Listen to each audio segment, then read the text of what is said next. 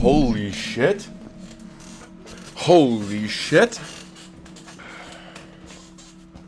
You're right, Megan. A daytime live stream. Isn't that fucking crazy? I'll never stream during the day. It's always during the evening. But I decided I really wanted to play Citizen Sleeper. So we're playing... Yeah, of course. Still no make ban... God, I keep forgetting about that. I've decided...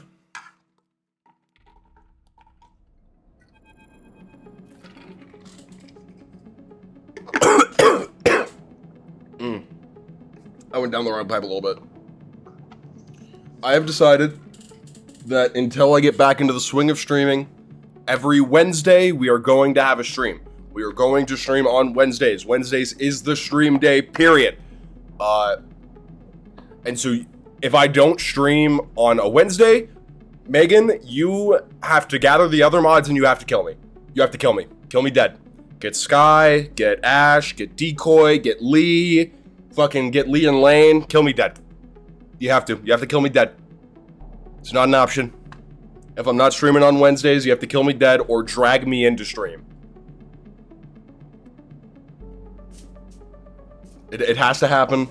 And if it doesn't happen, we might fall it. Got it. Okay, thank you. Thank you, Megan. So we're talking to Peak right now. Sleeper, Peak is waiting for you when you leave. They look different, pale, drawn out. You need to come back to up to the Briar now. They don't mean your eye. What's happened? Not here. Peak hisses. Come to the ship. We'll be waiting. Peak walks away. Don't take long. And with that, they disappear around the corner, leaving you anxious and confused. Harley? You guys want to see Harley? She's being... Daytime Wednesdays? Just Wednesday. Like, if I haven't started a stream by 6 p.m. MST, so like 8 p.m. your time, you need to kill me. I need to be put down. But preferably, I'll be doing Daytime Wednesdays just because it's almost...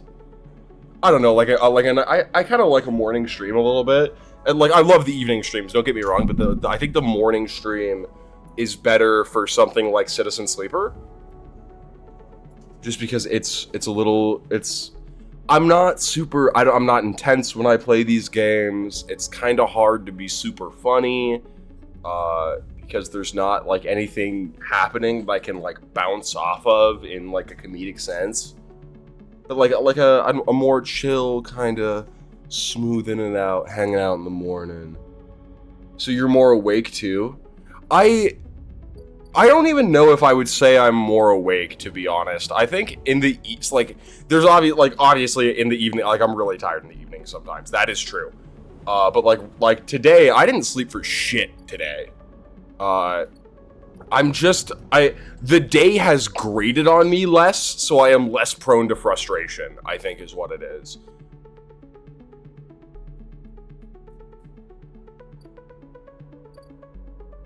Alright, let's talk to Peak.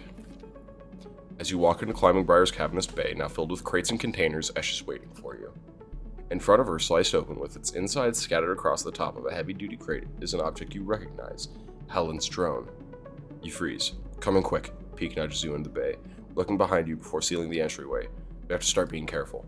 You move closer to the container, your eyes on the drone splayed out in pieces, some parts of it hooked up to a slate that Peak picks up and begins tapping away at. Esh looks up from the dissection. We got it buzzing around nearby, heading for the ship. She leans over and taps the HA signal on one of the removed pieces of plating. It's a Haven H spy. We think we got it before it sent the data back, but we can't be sure. Peak looks at you nervously. Esh cuts in. Have you noticed anyone watching you? Any drones like this? Anyone following you up to the Briar? I've seen this drone.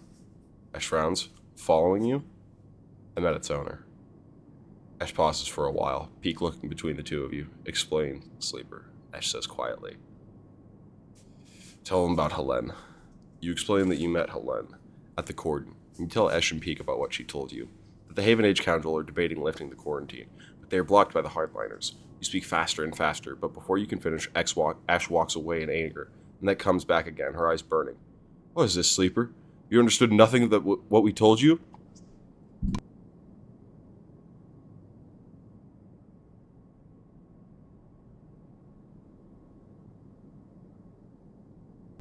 That one was a little rough, sorry.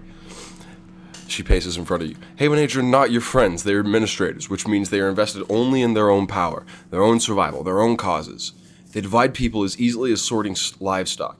The greater good of their work demands it. The wider project of the station, the colony, the nation. Her eyes are as wide as she speaks, her anger barely contained. I think she wants the help.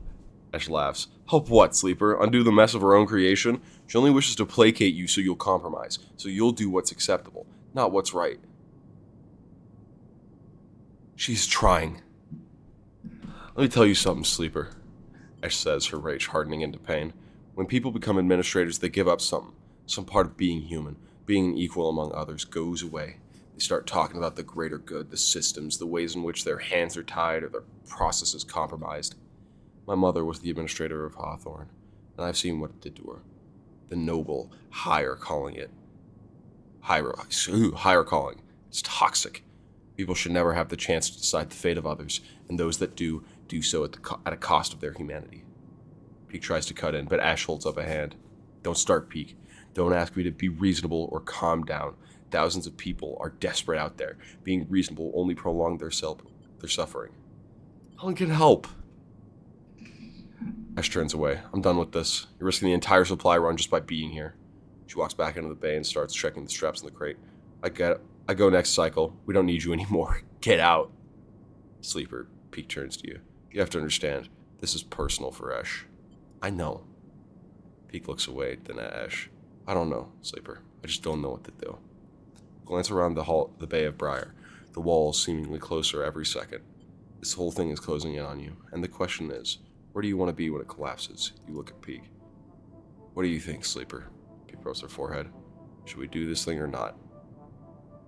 I don't know. Peak nods. Me neither. They look at Ash. But you see her? She knows. And she saved my life. So I'm gonna go say we do it. Squeeze your shoulder. Onward. They slip away to help Ash, leaving you alone to replay the conversation in your head. A certain kind of grim determination settling in the room. Last chance to prepare. They have food, right? Battlefield needs food, water, and components. We don't have a lot of components. Or, well, we almost have the components. So if we just get one more component, I think. But we haven't worked on Peak's plan, like, at all. So that might be, we might be fucked.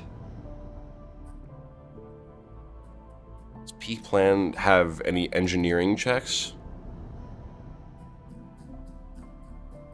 Any engineering checks? The fuck is what I'm looking for? Intercept comms, blend in with a crew. Got like no cryo either.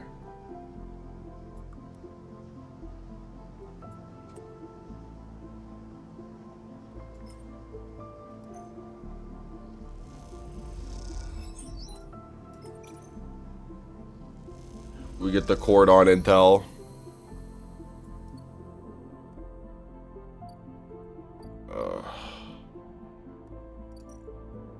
That actually doesn't advance Peak's plan at all. Fuck. Engineer. Don't fail. Fuck.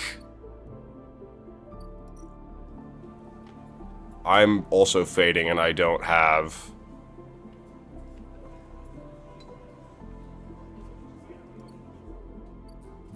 Oh, these guys are fucked, and I don't think there's very much I can do about it. I didn't manage my time with them well.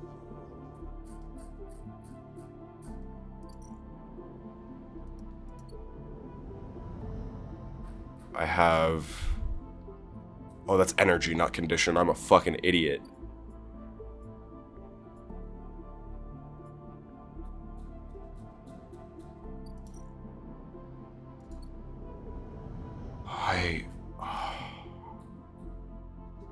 Fuck.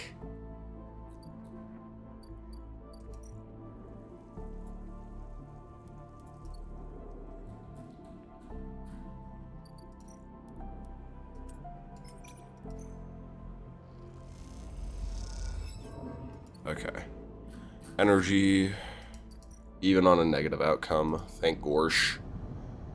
Thank Gorsh for communism.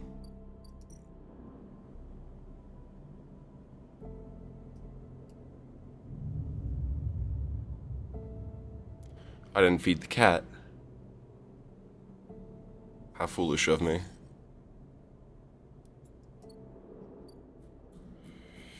And my energy is all fucked now.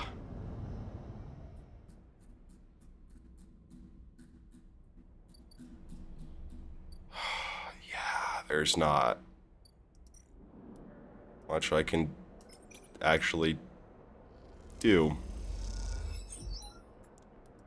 No scrap from that.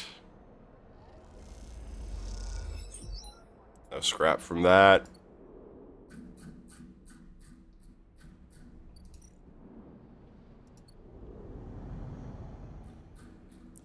I don't think these guys are on the oh, they are on the station, but I don't have... If I can get a positive, maybe. Hey, hey!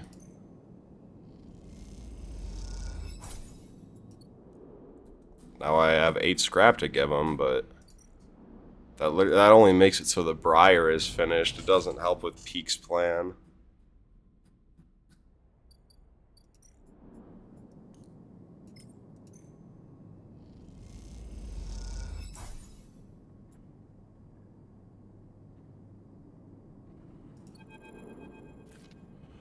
You look over the pile of scrap components lying in the Briar. You look around. The bay is empty. Esh and Peak either elsewhere on the station or on the bridge a couple levels up.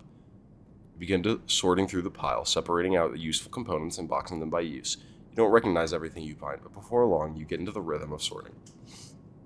As you do, your mind starts to drift, your attention being drawn to the dark corners of the bay. The Briar is in surprisingly good condition, considering that Hawthorne and XPR must be operating it for decades now. Oh, okay, she's just getting into her tower. I fucking hear her, like, climbing, and it's like, what is she getting into? She's just getting onto her tower. Hi, Harley. Marks of care are everywhere, from the delicate patch jobs polished to meld into the original flesh, or the carefully bound wirings running through the custom trunking. Ash loves this ship, that much is clear. Something catches your eye in one of the dark corners. A matte black stack of crates you hadn't spotted before.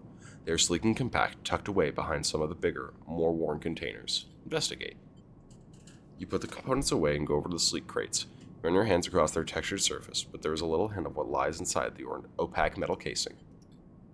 And you see it, a yellow symbol, embossed on the far side of the crate. A universal sigil used by basers, corporations, and manufacturers alike. It's one you have seen throughout your time as a sleeper. Its meaning is all too familiar. Explosive contents. You hear a hiss, and Ash comes through the bay's lock. She barely registers your presence, nodding at you as she passes. Sleeper?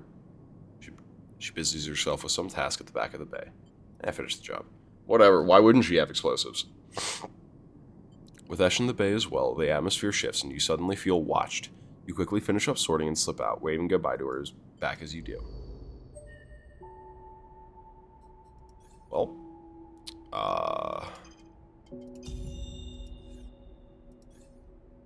at the very least, we tried. I guess we'll rest here tonight.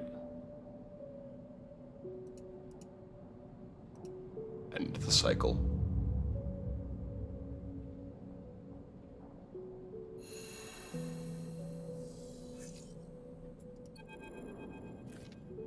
She's gone, Sleeper. Peak is breathless and shaking. She started the run without us? Ash? Peak looks confused. Who else? Let's go. If we head back to the cordon now, Peak starts back at the corner. They turn back. She has to make it, Sleeper. She has to. Shipper runs down your spine. Ash, I hope you know what you're doing. Why'd you go without Ash? What the fuck?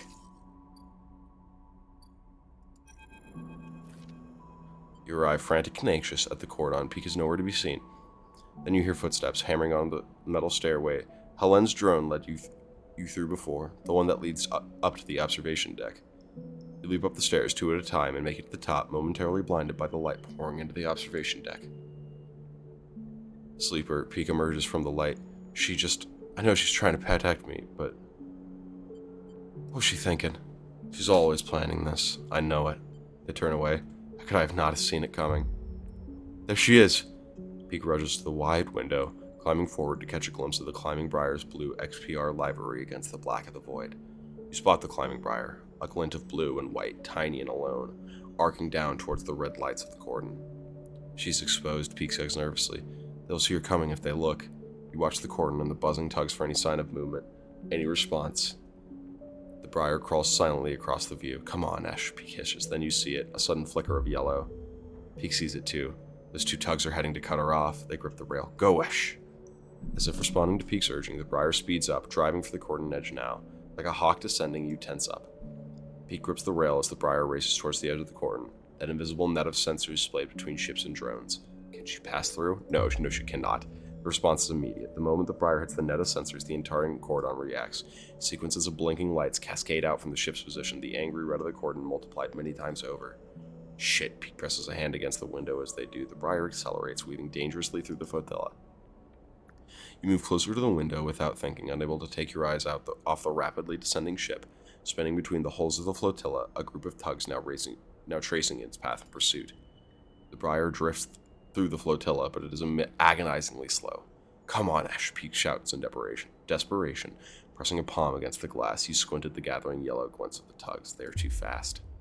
Both watch in dismay as the tugs swarm the Briar, their shunts locking onto the hull of the ship and holding it in place. The Briar is stuck, its drives unable to escape the tug's grip, especially in the close quarters of the flotilla. Peak is silent, and you watch as the Briar is dragged away towards the facility at the edge of the rim, a hole opening up in the pit of your stomach. You look at Peak, but they don't respond. They don't take their eyes off the Briar. Even after it disappears, they stand there at the glass, their eyes fixed on the flotilla. She didn't even get the supplies through. Peak doesn't look at you. This is all for nothing. We can get her back. This was stupid, Sleeper. Peak looks back at you, their eyes wet. A stupid plan. We had a ship and our freedom. Now what do we have? Peak slams a hand on the glass in frustration, making you jump. I won't be trapped again. I won't. Turn and rush out of the observation deck before you can say anything, leaving you alone with the cold and the light.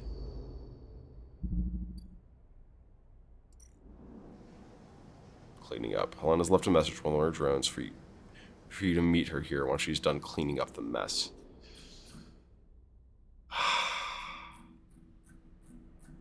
Tragic. Welp. What are you gonna do?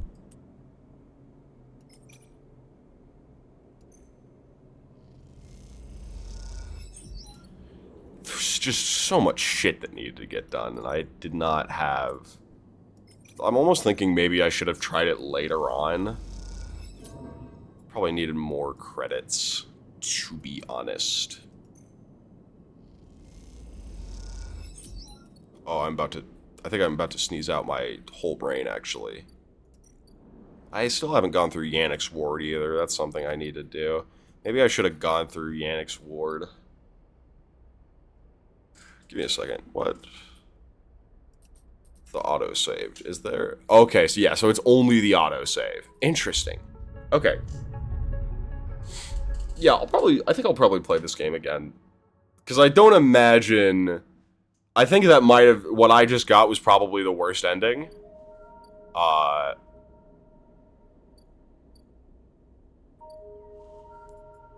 It's probably... not that I've seen the ending, but I doubt what happened was a very good thing. It's worth replay. Yeah, I didn't see the DLC stuff until I was completely done with everything else. It's worth... Yeah, I figure I'll replay this at some point. Just because I, understand some things, but Jesus Christ. Jesus! Whatever. Nothing mattress. Who cares? I need money. I need cryo right now. We'll go to the Haven Navy job. I don't have... where is it that I have to go? Is it over here? It is. I'm just gonna sell the ship mind. If I could get some Matsuke, I could start selling that. Yeah, holy bad luck. It's okay. It's fine. God, motherfucking damn, that sucks. Harvest mushrooms.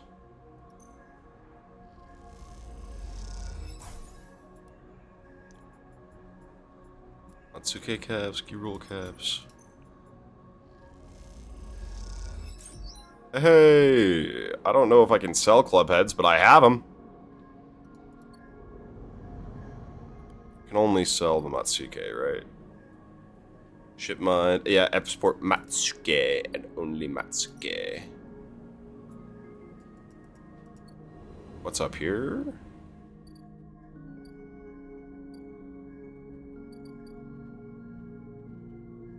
Haifa Farm Fighter?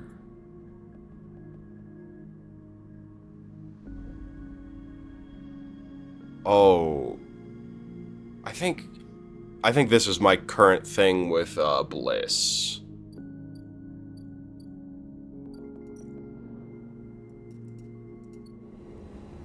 There's a couple things I do need to do though. Yataghan Dispensary. Thank God I've made Stabilizer super cheap. Hey, Amphis. Let me get some fungus, Amphis.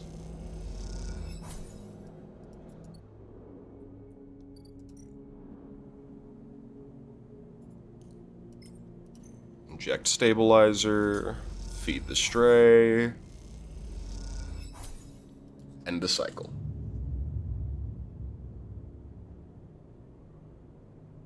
End the cycle. I'm gonna adjust this perhaps a little bit this way and see how that looks. Jesus Christ.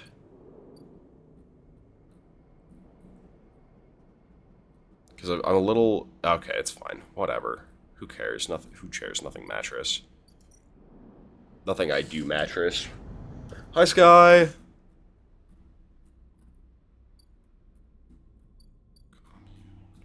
The wastes. I'm sorry, Sleeper. Helen comes towards you along the walkway. But your friend must have known there was a chance this would happen. She seems unsure of how to greet you and looks nervously around. She's being held, along with her ship. What now? I don't know, Sleeper. I don't know. Helen pinches the bridge of her nose. Cordon Security as your friend, and she and her ship will be held in quarantine until it is lifted. As for the quarantine, she glances at her slate. We're working on it, but the Council is unlikely to budge now. Not after this. She runs a hand through her hair. This is the last thing I needed. She meets your eye. She was carrying weapons. Do you know that? She stares at you. We found a crate of firearms on her ship. You stay silent.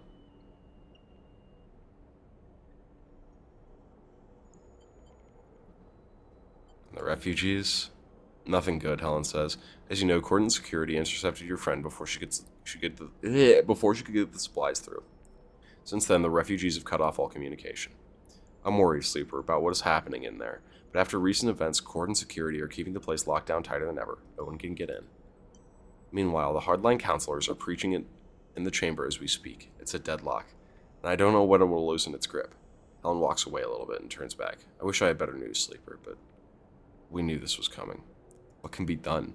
It's a waiting game now. I'll do my best to make my voice heard in the debates, to persuade members, and we'll see what can be done. We still don't know why the flotilla came here, why they abandoned settlements and outposts throughout the system to flee to this ruined station. What little we heard from them concerned computer and life support systems collapsing in waves, machinery in flux. Helen sucks in a breath. This isn't over. You think of the people of the flotilla. Helen is right. People don't abandon their homes for nothing. What wave is rushing through the system, and when will it reach the eye? Helen interrupts your thoughts. I have to go.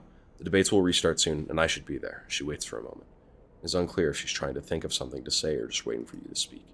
But silence keeps you both quiet, and she walks off to the corridor, a nod the only farewell she offers. You hope that speaking to her might ease the knot of worry in your chest, but it remains there, reminding you of Esh, of the refugees, and of the wait ahead. What is done, no matter how many times you turn it over in your head. Get the feeling you will be needed soon, and for that you must save your strength. What was it Fang told you, Erlen said? The eye opens for us all? Not this time. For now, the eye remains closed to those that need it. A shudder runs through you. Something is coming. You can feel it. This isn't over. This isn't over!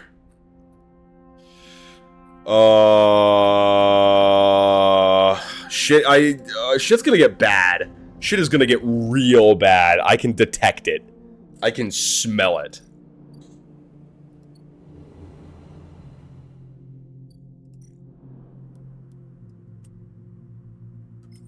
Okay, reinforced bulkheads.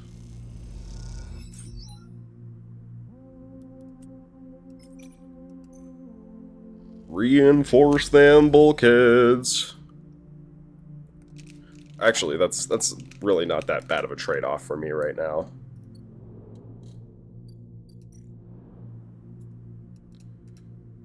Descend.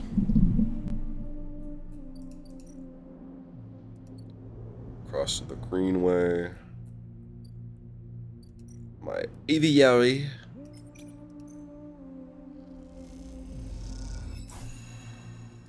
Alright, we got plenty of Matsuke caps.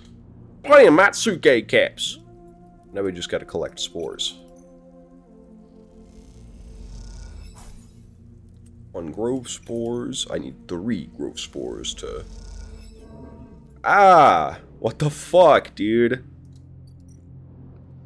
Some bullshit. Hello, import, export. Have some mushrooms.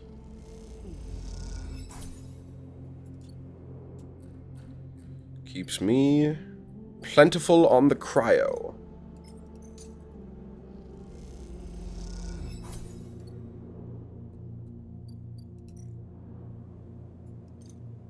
Let's feed the stray, of course, because who would we be if we weren't feeding the kitty? End of the cycle. End the cycle.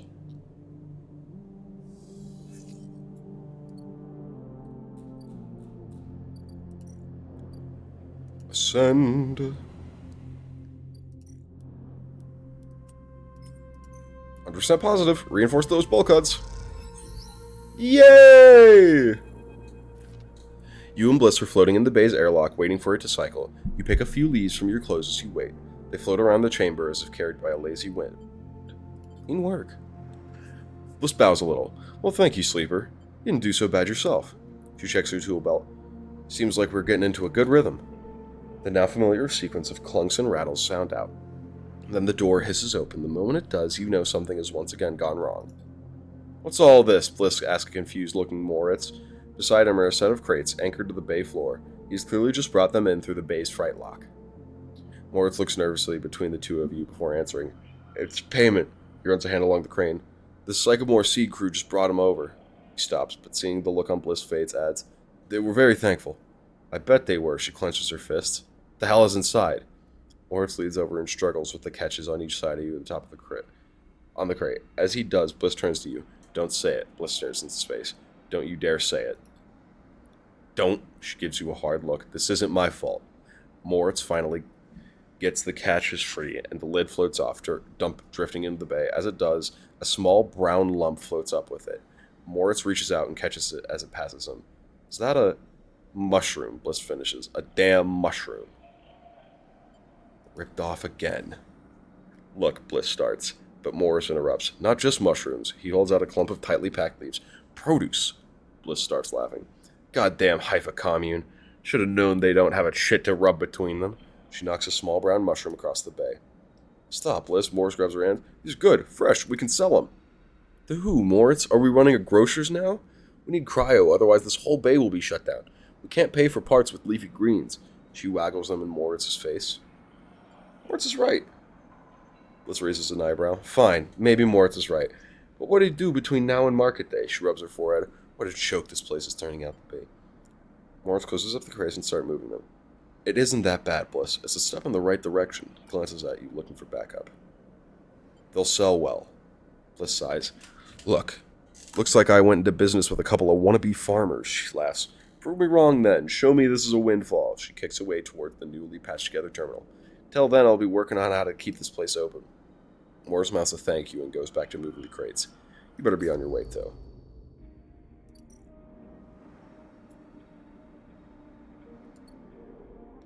It's fine. The mushrooms will sell.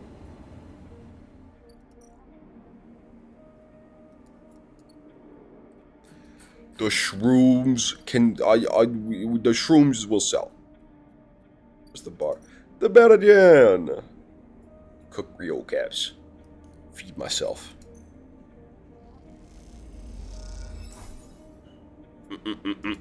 Tasty. Okay. So, let's go check over here and make sure that a bunch of bullshit ain't started back up. Okay, yeah, still got this cycle, and it should be the cycle after next.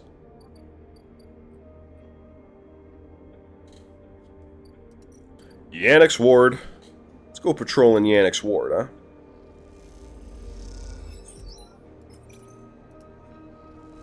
Perk Thrill Seeker.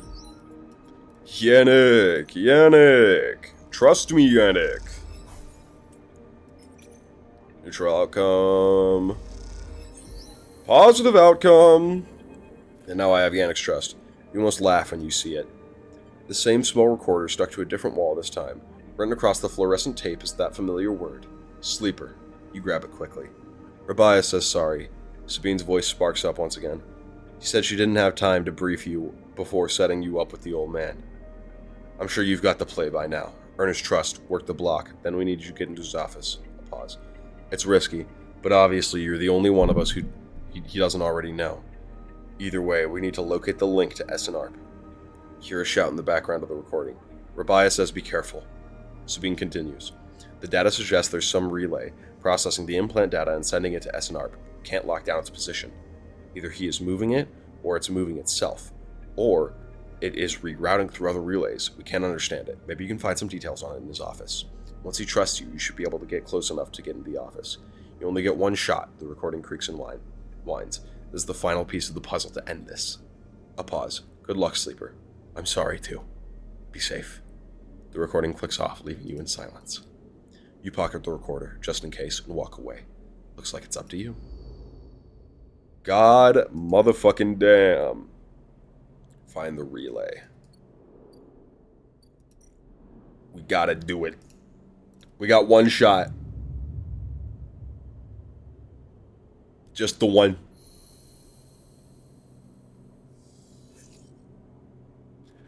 And that's okay. One shot is all I need.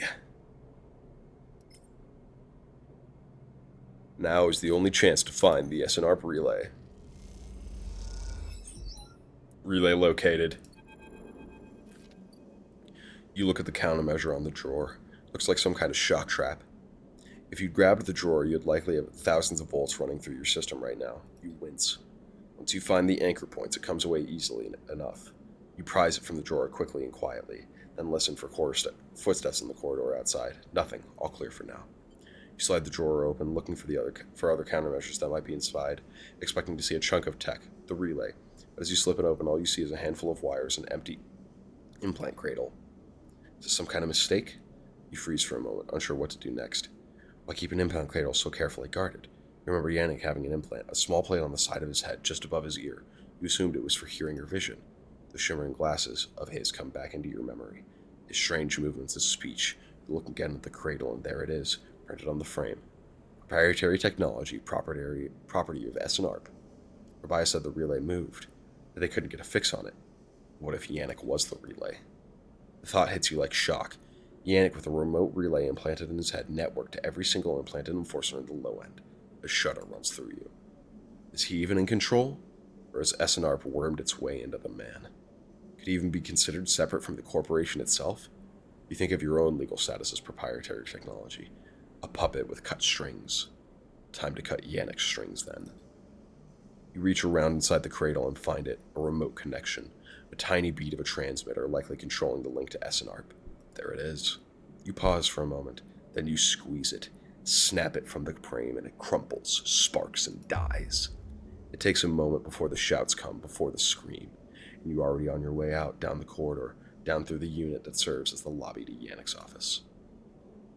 Then out onto the hallway where Yannick lies still, enforcers gathered around him, bemused, approach. You push through the crowd, and there he is, still, crumpled. You arrange him a little, lie him down properly, feeling how thin his body is under the suit. You wonder how long he's been like this, a puppet for SNARP. With a connection cut, nothing remains but his body, which means that Yannick the man was gone for a long time now. You place a hand on his chest. You were sorry for him, but it is done now, and you did not kill this man. You've seen enough. The connection is cut, and whatever Yannick was or had become is gone. Your anger is a hard core in your chest, and all of it is focused on SNARP. Remote control. Stop the signal. Crack Conway.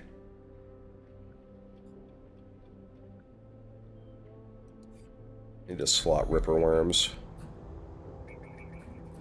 There's the Yadigan agents. But I still need to open up the Greenway to be able to slot those Rippers, right?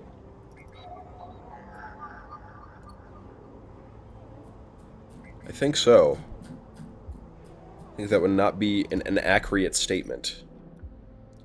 But I don't have access to the Greenway yet. Nowhere for me to plant the seed. Oh, wait, Conway access. Oh, wait. Yeah, that's why I haven't started it yet. Because it's something that I'll need all my attention.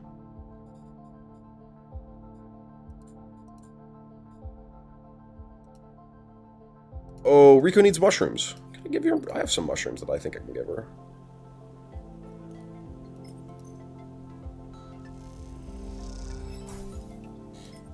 God motherfucking damn!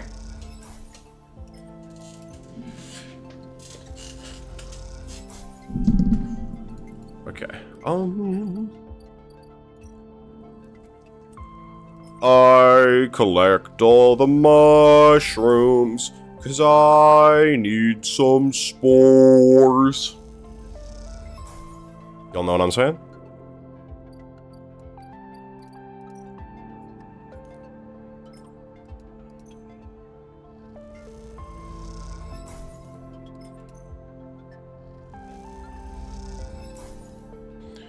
I love spores.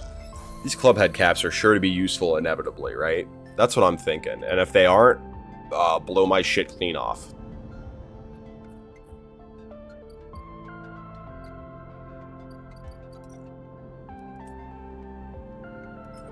Sunbathe.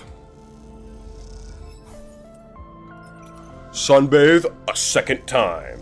I have my thumb up. That makes it seem like I was saying 3, but I wasn't saying 3. I was saying 2. Just a reminder that I am a fucking idiot. Oh, I'm flickering. It hits you like a wave, a white-edged breaker roaring inland with the force of the entire ocean. The impact is a screaming brightness, blanking out everything. Behind it is silence. You float in silence, suspended. No, you do not float. You are the silence. It has filled you up. It has emptied you out. You cease to exist. Time passes, though you do not feel it passing. Then something flickers in the silence, and then something moves. That something is you. You open your eyes to the metal ceiling of flickering lights. You feel the floor around you, patting it with shaking hands. You assemble an image of yourself lying on your back in the corridor. You shake off the silence and sit up. What was that? Glance around, looking for some sign of change. Damage on the wall, shouts in the distance, fire and fear. Nothing has changed. Silence sits around you like fog. You try to think, furrowing your brow. How do you think again? It doesn't seem so easy anymore. You force the pathways to light up, the databanks to grant access. You feel like a fraction drive starting up again after a long shutdown in a cold vacuum. In the wave was noise. Just as the sound produced by a wave ranking across a pebble beach represents trillions of impacts heard as a single roar, so this sound was the result of trillions of electrons flickering in a place heard as a single impossible scream. A memory/image comes to you, one from the moments before the wave hit. You squint as you imagine it, trying to cohere its blurry form, a broken skeletal ring, the eye, and then a vast arc approaching it, a razor-edged white curve, the wave. The wave approaches the eye spins, turning each part to face the vast white edge. You recognize their skeletal data cloud forms, the bright mark at the low end, the greenway, the wastes then. The wave hits just as the flotilla, the cordon, turns to face it. And after that, everything is silence. You open your eyes again. That is the epicenter. But of what?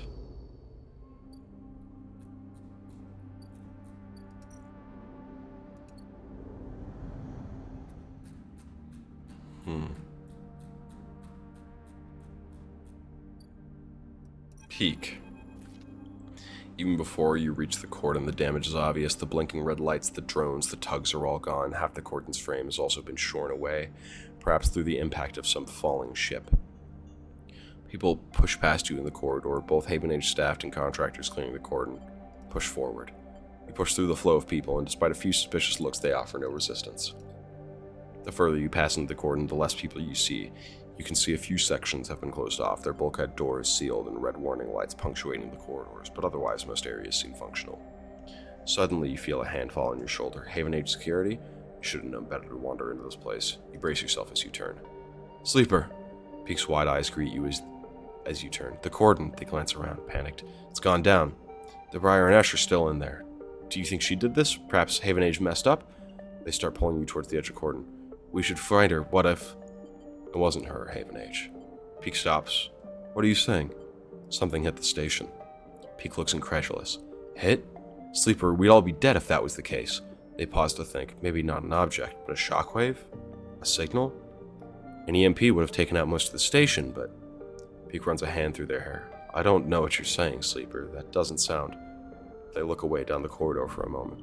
Look, I have to find Ash. I'm sure you felt something, but we can talk about that later. They set off down the corridor. I can't sit around talking any longer. Find me on the flotilla. I'm going to find the way to Ash no matter what. With that, they rush away into the depths of the cordon, leaving you behind. Seems like you'll need to follow if you want to get any answers. The cordon. Scrap for passage. God damn it.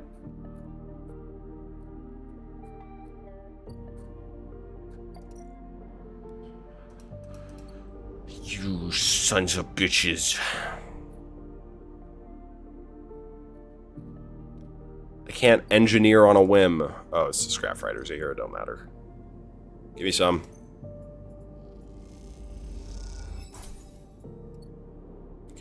Give me some of that scrap. Alright, and this is where we go to find Esh's corpse, because she's dead. Because I fucked everything up, because I'm a fat fucking chud. Find a small spotting scavenging supplies for the cordon to take you back to the flotilla. They'll take you back if you bring some scrap along. I will bring some scrap along. Flotilla access. The flotilla, refugee fleet. Haul supplies, flotilla's friend. The only way to navigate the flotilla is by rolling up your sleeves and helping out. Oh. Oh, I can haul supplies. I can haul supplies for you. If there's anything I'm good, it's a person that's a forklift. That's me. They call me the forklift.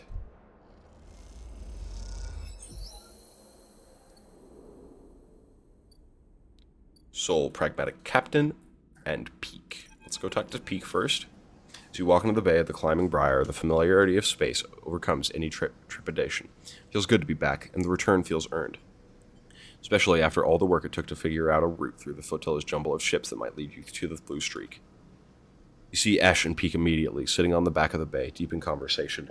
Their closeness causes you to stop, suddenly aware that you might be interrupting something private.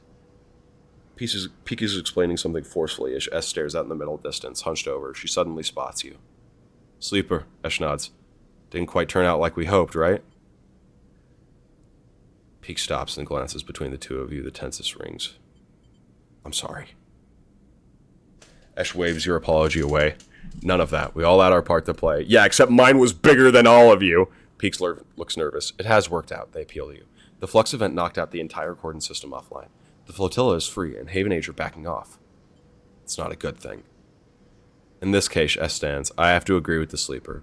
The flux may have bought me my freedom, but the cost for the flotilla's system is significant. And if Haven Age weren't panicked enough, Ash glances off in the distance. How's the flotilla? Surviving, Ash says bluntly, but the tensions they brought with them from Ember's moons are boiling over after the flux event. The flux is some kind of disruptive way that only affects electrical systems, Peak chips in. So when it hit the flotilla, everything went haywire. The ships are far less well-screened than the Eye, so they took the brunt of the wave. The crisis continues, Ash sighs. The cordon may be down, but this brings a whole other set of problems. You should tell them, Ash. Peak glances at her. Please. Ash doesn't respond. Tell you what. You stare at her back, waiting for a response. Please, Ash. Haven't they shown they can be trusted? Peak nods towards you. Ash turns, her arms folded tightly across her chest. She goes to start and then stops. You can see the anger in her eyes, but you realize it's not directed at you or anyone else. She's angry at herself. I brought weapons to the flotilla, she pauses, and now Haven Age has them. You suddenly remember the sleek crates that were tucked into the bay, marked with the yellow sigil, the one Ash told you were just supplies. What were you thinking? I was thinking that if the cordon wasn't going to be lifted, the refugees would need something to change that. She stares at you defiantly. Would you rather they just stayed quiet and died like good citizens? We hope that they will keep them safe, but given recent events, Peak glances nervously at Ash. We aren't so sure that the Haven Age is the right place for the weapons to be. I wouldn't put it past them to take the cordon back by force, Ash glares. They're scared of losing control. In my experience, that's what institutions do to dangerous things. Whether that's true, we can't do anything about it now. Ash, short of marching into the yards, at the other end of the Eye and taking them back. Ash looks like that is exactly like she would like to do. Peak smiles nervously, plus we have other things to be getting on with. I want to understand the flux, Sleeper, to study it. Peak's eyes light up. This thing is changing the entire system, causing problems across the inner system, driving refugees off Ember's moons, and now it's here. If we don't do something about it, Peak pauses, it's a problem for all of us. I can see more immediate problem, Ash sniffs. Peak ignores her.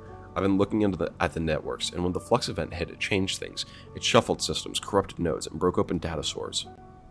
They take open a slate and show you a flickering polygon. Some of these Flux nodes have appeared near the epicenter of the event, but I can't get access. You, however, I saw the way you worked data when we were preparing for the run. I think you can get into these things. I want to find a Flux node and bring me anything you can extract. They come and go, but most can be found in the barely functioning networks of the waste. P pauses. Start there. Perhaps together we can find something that might point us to what that Flux is and where it comes from. Okay.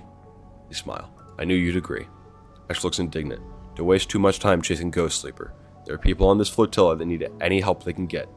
I'm sure Sleeper can do both, Ash. Peak smiles at you.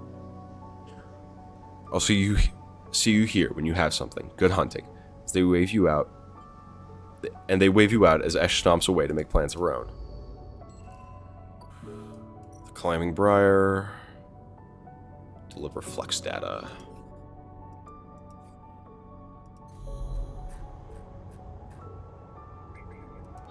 Fluxed node 6.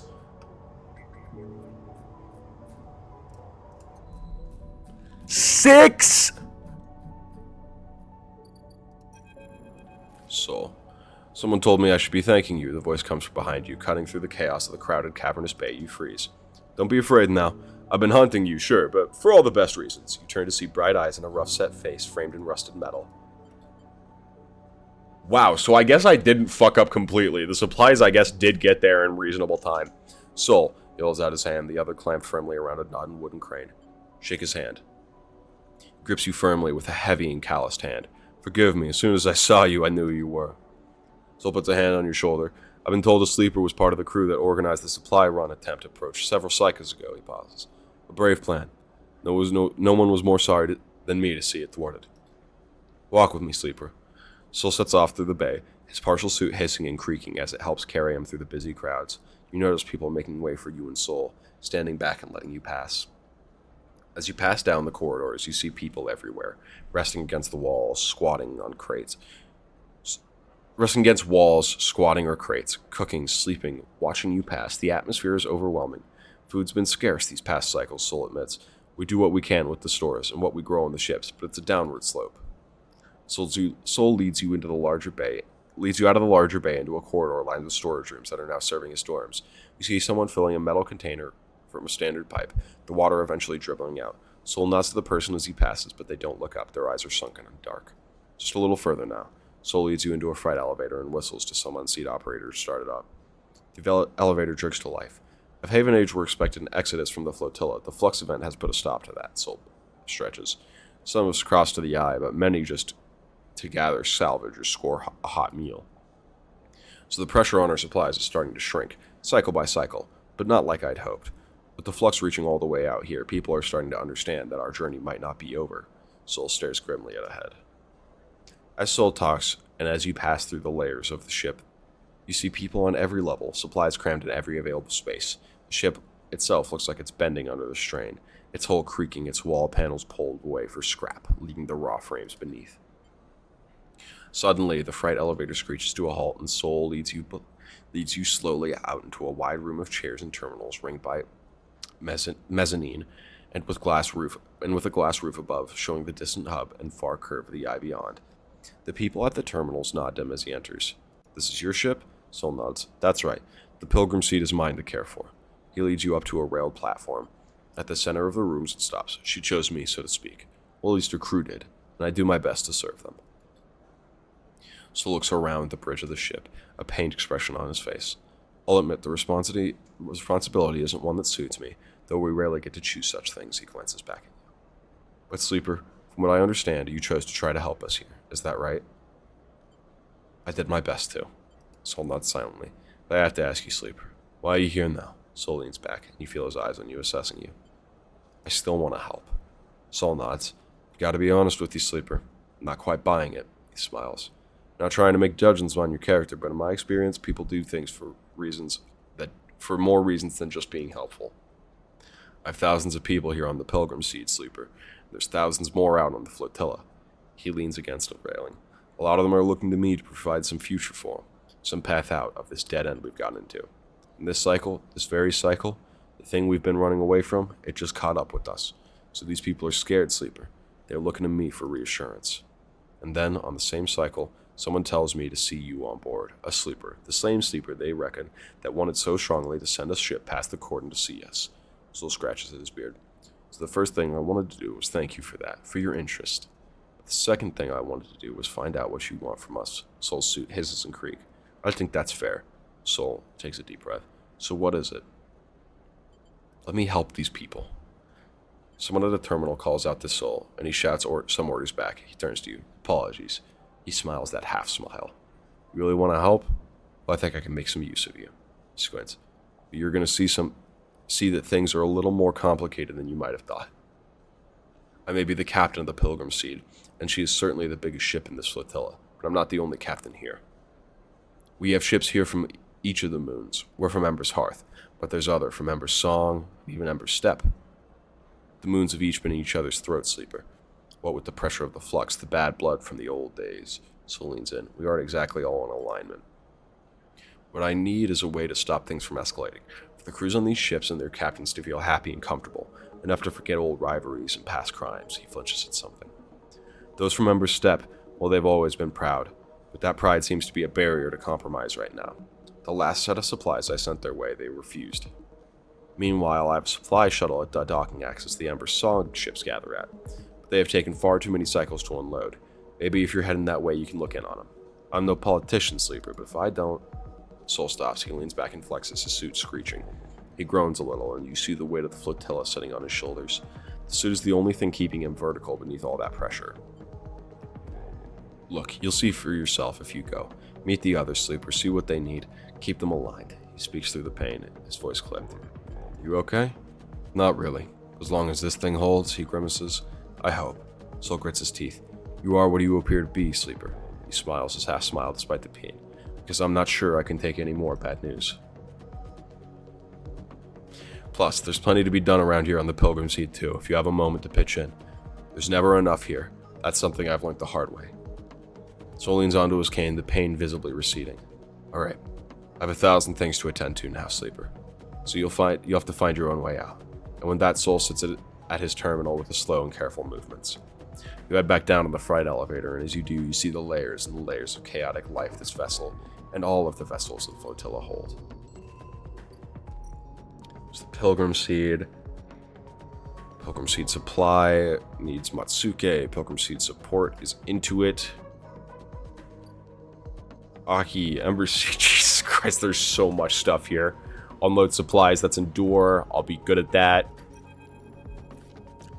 It's a strange sight, given the time spent in the Greenway, to see a screenhouse choked in red dust. It piles up along edges, gathering in curving waves, and is carried by some unseen wind to whirl in front of glass ceilings as a desert and a miniature captured landscape of iron-rich sediment and unseen life. Beautiful, isn't it? The remark comes from another figure standing at the viewing window. So quietly that you hadn't noticed them. Did they just arrive, or were they here before you were? The claw-swaddled form reveals little. It is. They say nothing. You catch a glimpse of a pale face amongst thick material, dark eyes glittering in the red refracted light. Oh. They turn to you as the dust swirls. Aki. They smile a tight smile. You are not from the flotilla. Am I right? I'm not from anywhere. Everyone is from somewhere, whether they wish to be or not. Red dust glitters in her eyes, whether it is a good place to be from or not. Aki glitters her cloaks around her shoulders against the cold. What brings you to the wind-long shadow? Soul sent me. Aki doesn't respond. She looks absent-mindedly at the dust. You are a strange one. Aki raises an eyebrow. I don't know whether to report you, or send you back to where you came from. She smiles to herself, which is nowhere at all. You glance around the empty corridor, suddenly aware of how quiet it is on the ship. Unlike the other ships you have been to on the flotilla, there is a silent order to the wind's long shadow. And in this moment it feels unsettling. What happened here? Aki squints. That is a broad question, and I am not in the mood to recount the history of the ship or the steppe. Aki lets the silence sit, and you hear the wind and dust scratching at the viewing window. You hear a creak as a set of shutters slowly begins to close across the glass ceiling of the greenhouse. As you watch, you feel the dissonance this place has with that world. That word, there is nothing green here. A dust house, perhaps. takes many systems to preserve this landscape, Aki begins. To simulate the wind, cycle the dust, layer the sand and dirt beneath. You watch the dust swirling, systems that are failing. The flux event, Aki glances at you for a sign of recognition of the term, is eroding our ability to keep this place alive, to keep these traces of the steppe alive. She smiles to herself, which is ironic, because when we left the steppe, the flux had eroded our ability to survive on the moon. Now the situation is reversed. Away from the room, its ecosystems are as fragile as we were living upon it. Something catches your eye as the shutters darken the dust house. The wind's picking away at the dunes, beginning to reveal something. A web, a network of thick branching forms. As they close completely, you see nothing in the dark. Soft blue lights flicker on in the corridor, uplighting Aki in cold cyan. You've piqued my curiosity, but I'm so tired, Aki shivers. If you do not have a purpose here on the ship, I recommend finding one. Otherwise, I'm afraid you'll need to leave. Make yourself useful, and perhaps we will get another chance to talk, she turns. I would like that. With that, Aki pads away along the corridor. You stand for a moment in front of the dark dust house, trying to imagine the network of roots under the sand and dust, and then trying to imagine the moon that once housed them. What do you have? Systems repair and its interface. Okay, so we've got interface, systems repair, unload supplies, which is endure, and we got to deliver the flux data. We've got Esh got her supplies through the corridor or not. Pilgrim Seed and Hearth reviews on it desperately need help. Yes, we need more of that. We need Intuit, which is Pilgrim Seed support.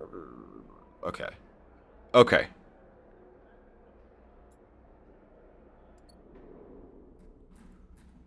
Oh, a lot. A lot. The rest of the Briar base camp.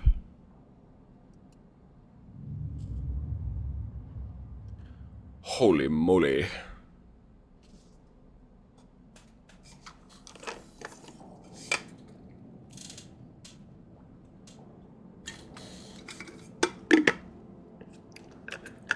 I love water. This shit's so good. Ain't nothing like ice cold water heading in the back of your throat, you know what I'm saying? It is a miracle. We'll do this because this is I'm good at this. I'm good at this.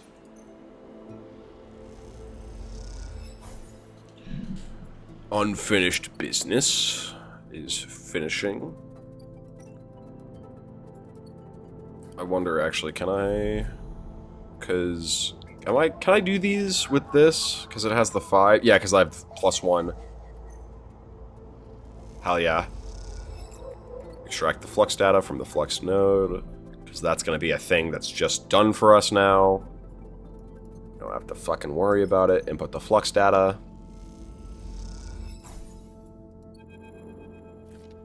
Sleeper, come look at this. Peak is poring over one of the displays of the makeshift decoding suite that they have set up in the Climbing Briar's cargo bay. On the screen, a clump of data pathways like an ingrown root ball has started to untangle. It's an existing node, corrupted by the flux event. It's totally twisted up. They glance at you to check that you were listening. But inside, you watch as the unwinding pathway leaves behind patterns of negative spaces like shadows staying behind despite their caster leaving. There's a whole other data set. Peak's eyes shine bright in the pale screen light. The flux event somehow seeds this data deep into the gaps in the node, wrapping them around it. What's in there? Not sure, Peak frowns. Isn't being very cooperative. You watch the screen, the pattern of shadows becoming obvious now as each layer of pathways is pulled away. The flux event itself really did a number on the unprotected nodes like this one. Most of the eye systems are screened against a radiation interface, but these exposed nodes, Peak makes a ripping motion with their hands, torn apart. Peak points to a thick tangle of threads on the screen. Look here. It looks like it's been tangled purposefully, but it's actually that all the points within the nodes have been randomly rearranged, as if the nodes was a bag of ball bearings and the flux shook them. The pathways tried to account for the rearrangements. Once the systems came back on, hence the tangle, Peak pauses as the node continues to unwind. Although Peak muses, it was less like a shaking bag of ball bearings and more like making them all simultaneously occupy a superposition of every possible position in the bag before locking them back into a new configuration, they smile shapelessly. But that's a technicality. Does any of that help us? For now, not especially. Explains the damage Flux does to systems, but the method is an exotic one. Peak runs a hand through their hair. What we need to know now is what is causing it. Where is it coming from? Peak turns away from the screen, meeting your eye. And there's something else. They pause. Have you spoken with the refugees? Yes. Peak lowers their voice instinctively. What they are reporting, massive system failures, cascading collapses of life support and terraforming systems, total data corruption, Peak swallows. The Flux shouldn't do that. It can fundamentally rearrange the structures of systems, especially those poorly shielded, but totally collapsing heavy-duty industrial systems, failsafes and all, doesn't make sense. Those kinds of systems are built for deep space, for solar flares and radiation. The Flux might penetrate them, but any reconfiguration should have been repairable. Peak looks back at the screen when the decoding node lies almost fully open. A shadow pattern of negative spaces that exist within its scrambled interior darkens like the screen, like a set of bruises like a set of bruises showing the pattern of the object that made them. I need to look into something. I have an idea what might be causing this wave, triggering the Flux, but I need time to research it. Can I help? Peak shakes their head. I'm sorry, Sleeper, but I want to keep this to myself for now. If you need something to do, the flotilla could surely do with the help. From what I heard from Esh, things are tense here. Where is Esh? Peak glances around the bay. Must be out. I've been focusing on this, so I can't say I've noticed, although the quiet is nice, they smile. Give me some time, Sleeper. Peak turns back to the console. I have some answers soon enough, I hope. Take one last glance at the uncoiling node as you leave the dark shapes it leaves behind, somehow troubling. You try to shake them from your mind. There are things to be done elsewhere. There are things to be done elsewhere. Come on, positive. Yeah!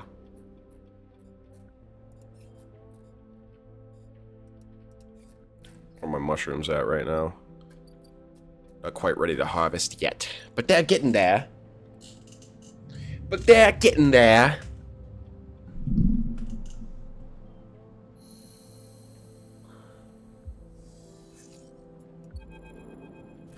Whomst? Sleeper. Morris is leaning against the corridor wall. It's time. He looks away. Big Jaw just came in. Grand finale. You up for it? I'm ready. Alright then. We are in business. He pushes away from the wall. This has to work, Sleeper. Has to. He looks down. And if it doesn't? Bliss okay? He frowns. I don't think so, but she isn't hiding that from anyone. Look, Bliss has had a rough time of it. I thought you of all people would understand that. He runs a hand down through his hair. You don't have hair. Sorry. Didn't mean to be. He smiles. Bliss is a good one. Gave me a chance. I owe her. He straightens up. I know you have your own things going on, Sleeper. We all do. But the Bay needs someone. Bliss needs someone. Hell, I need someone to help me keep Bliss from spinning out completely. He scratches the side of his head. Otherwise, there's not much I can do. Shakes his head. And I would hate not to pay back my debts. Morris stretches. I gotta get back. He nods and walks away. I'm out. See you up there. Okay, that's better. That's much better. Alright. Let's see what we're doing. Solar window. Selected launch for the Star Wars Vector medium voyage is closing. This has got to be a tight one. Ooh, my gosh. Yes, it is going to be a tight one. We need this. Faux show. Oh my gosh. Not enough time at all.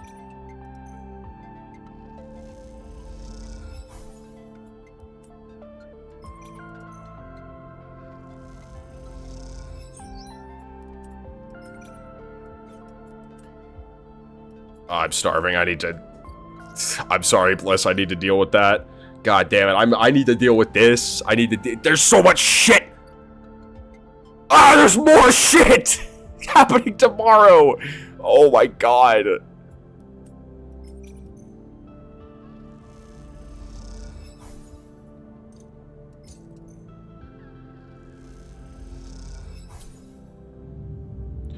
Oh, I didn't mean to end the cycle. I really didn't, but I did anyway. God damn it. We're gonna have 3 dice tomorrow.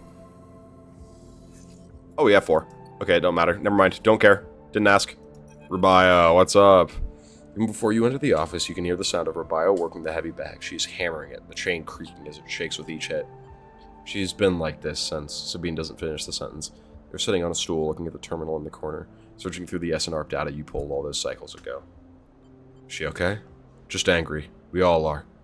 But you have to remember, she knew Yannick for a long time. Sabine glances nervously at Rabaya. What Essenark did. Rabaya stops punching, and in the silence you can hear her breathing hard. Sabine looks over at her, and you sense something between them. You realize you haven't seen them together since they tried to kill each other in the same unit. A lot has changed since then. They hooked him up like a puppet. Rabaya hits the bag. Rid that thing in his head so they can control him. Pushed the old Yannick out. I don't know why he let them in. Rabaya throws a few more punches, but it's a lesson. Don't let them in. Another flurry. Yataghan shouldn't deal with corporations. We never will again, she spits. She comes away from the bag. At least Yannick's death has been treated as natural. There's a chance we come back from this, that Yataghan can hold on. But there are opportunists trying to take control. Sabine turns to you. Yes, but now the connection has been broken. I've been looking at removing the trackers from the implants and Yataghan's enforcers. It's a significant job, but I think, with time, I can do the surgeries. Rabaya walks away from the bag towards the far side of the unit. The surgeries will never happen if Yataghan collapses. She's out. It's back at Sabine. Clearly, there's a well-worn argument in this unit. What now for you? Sabine looks over at Rabaya. I want to help fix this mess if I can. There's the implants, and I want to return to my surgery. The low end needs doctors. What I understand now is that Yataghan can be something if we want it to be. Coming here from Essenarp, from the core worlds, all I saw was a gang. And with Yannick keeping me on the tight leash, they shudder. Rabaya believes, and I want that belief. They look unsure. I also want to be done with Essenarp, but I doubt they are done with me.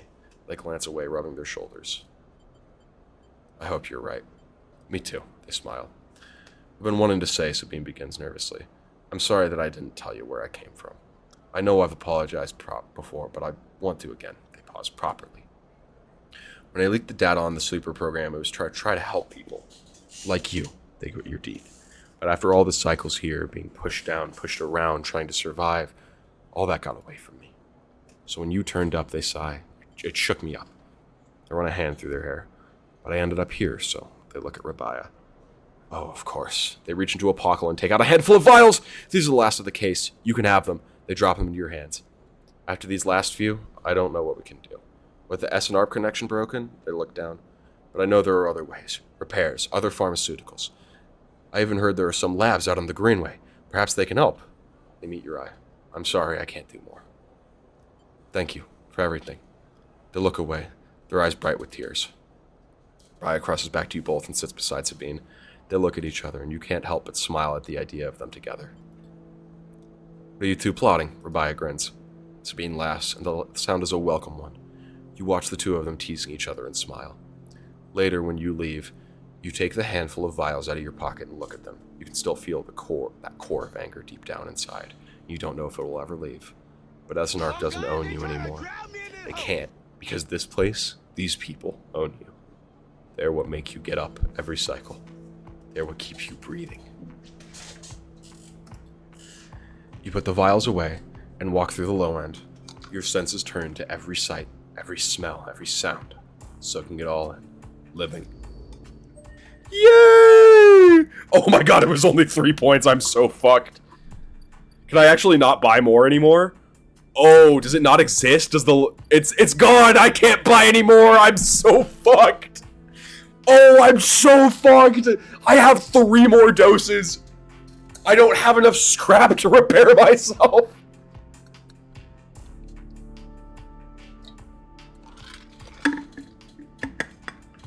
Oh, maybe I can get someone to be able to fabricate it in the Greenway. Holy shit. Oh, that sucks. Oh, that's really bad. Oh, that's funny. Oh, I guess... that's kind of sad that... Better find another way to get stabilizer then. That's true. I think it's a little unfortunate that they're kind of just gone from the map now. I think I would have liked them to be there a little bit, but you know, whatever. I'll cry about it. Oh, I need more stabilizer.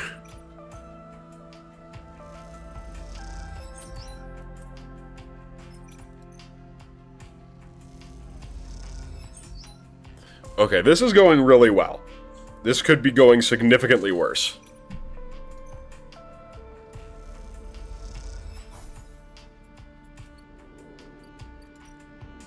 We'll have that done. That's fine. We're chill on that front. No longer worried. I am a little hungry. I can harvest from the aviary. There's no red tracker on these ones, so... Yeah, I should... I gotta... Yeah... I'm wondering if maybe these guys might be able to help me. If I keep working with the commune.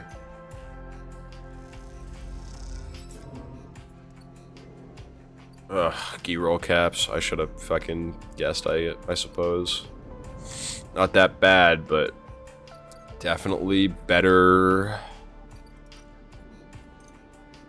Some fungus. Some fungus for old Lofus.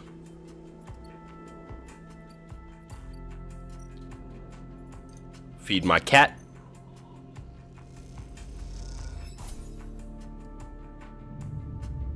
Feed my cat.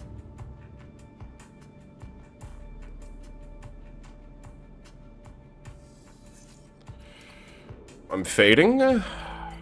Should inject stabilizer soon. But with its supply being how it is, I'm kind of going to try to stretch it out as much as I can.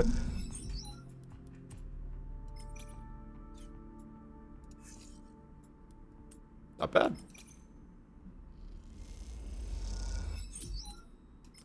One more positive. One more positive. Yeah! The atmosphere in the airlock is euphoric. You and Bliss keep grinning at each other like idiots. Exhausted, blinded, sore, and aching idiots. Sleeper, that was incredible. She punches you on the arm. I never thought we were going to make it. Those idiots tangled the whole thing up like nothing I've ever seen. I just want to say, the paragraph, the atmosphere in the airlock is euphoric. You and Bliss keep grinning at each other like idiots. Exhausted, blinded, sore, and aching idiots. Sleeper, that was incredible. She punches you on the arm. Really makes it seem like you was fucking. Really makes it seem like you was fucking. Make a good team. Bliss smiles a winning smile. As the lock's inner door clunks open, Moritz gives a rare whoop. He looks exhausted too, and for good reason. Moritz has been the one ferrying tools and parts back and forth from the ship. His tired smile tells you he's glad it's done. Sleeper. Bliss. He shakes his head. Impressive. When I saw that ship come in, I thought there was no way. Why, thank you, Moritz, she winks, for believing in us. Moritz rolls his eyes. You know what I mean. Take the compliment. He shoulders some of the gear that came back in with you and Bliss and Bliss and heads to the racks to stow it. Bliss turns to you. I think you should be the one to do the honors, she nods at the ragged-looking console that Moritz assembled. I don't want to jinx it. She smiles, but you can see she's genuinely nervous. Check the console. You glide over to the console and check the screen. It takes a second to see what you were doing through the flickering cracked display, but after a moment you see the accounts. And there it is. Almost 1,000 cryos sat in the base transfer account. Well, Bliss called, have we been screwed again? It's there! Bliss kicks off from the floor and spins up into the bay, shouting as she does. The noise takes Moritz by surprise, and he knocks a rack of parts, scattering handfuls of metal fixings across the bay. The sight is something, glittering steel catching the work lights like glitter. Sorry, says Bliss, grinning when she comes back down. I needed that. She kicks off to join you at the terminal. Moritz even managed to sell that produce. We made a tidy profit. Eventually, she laughs. Here. She loads a stack of blank chicks into the terminal and transfers a chunk of the cryo to them. This is your cut. Bliss hands you the chits. Thank you for believing in this place. She looks away for a second, even when I couldn't. When you first met me, I was on the edge of giving up. All it would have taken was one more push. But now this place is sparking again. Work is coming in. There are funds in the accounts. Even Moritz has a spring in his step. Both look over at him, happily racking up tools. That's because of you. She punches you on the arm. He likes you. What's his deal? What, why is he always so quiet? She frowns. I'm not so sure. Doesn't much like to talk about himself, that one. She leans in closer. You know, he came here looking to rob the place. I gave him a job instead, she laughs. Don't tell him I told you that. I just thought it might help you understand the kid. Moritz turns to look at you and both Bliss, and you awkwardly lave. Maybe it's time to change the subject. You gonna be okay? Me? Always, she looks away. From here on out, it's going to be a little easier. Going to look for some component contracts. Stuff that'll keep us inside the bay, not out in the black. We need to risk our necks if we don't need to. You want to cash out? That's fine. But there'll always work here if you need it. I'll be back. She smiles, and then out of nowhere, quickly gives you a hug. She steps back and glances around reflexively. Take care, she says. You too. Turn to leave. And Sleeper? Yes. She smiles. Don't spend all that at once. Holy shit! Oh my god, I have so much money. Oh my god, United Bank of Money. Oh my god. Oh, fuck yeah. Oh, fuck yeah.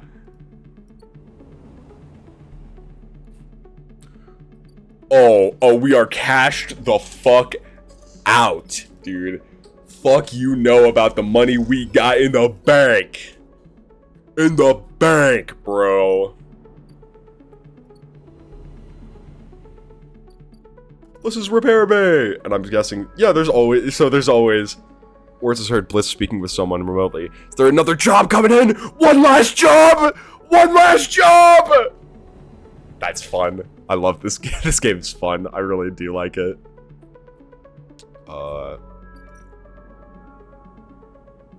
End the cycle. Take a... You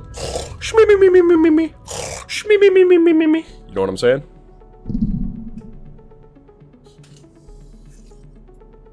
Ooh, that sucks dick, can we not? Ooh, that sucks dick still.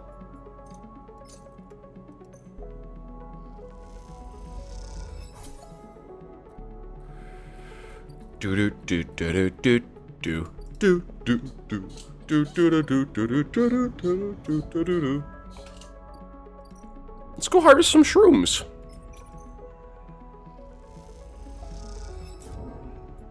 Alright, never mind. Harvesting shrooms is a nothing burger for old Lofus. Help them out with this unfinished business.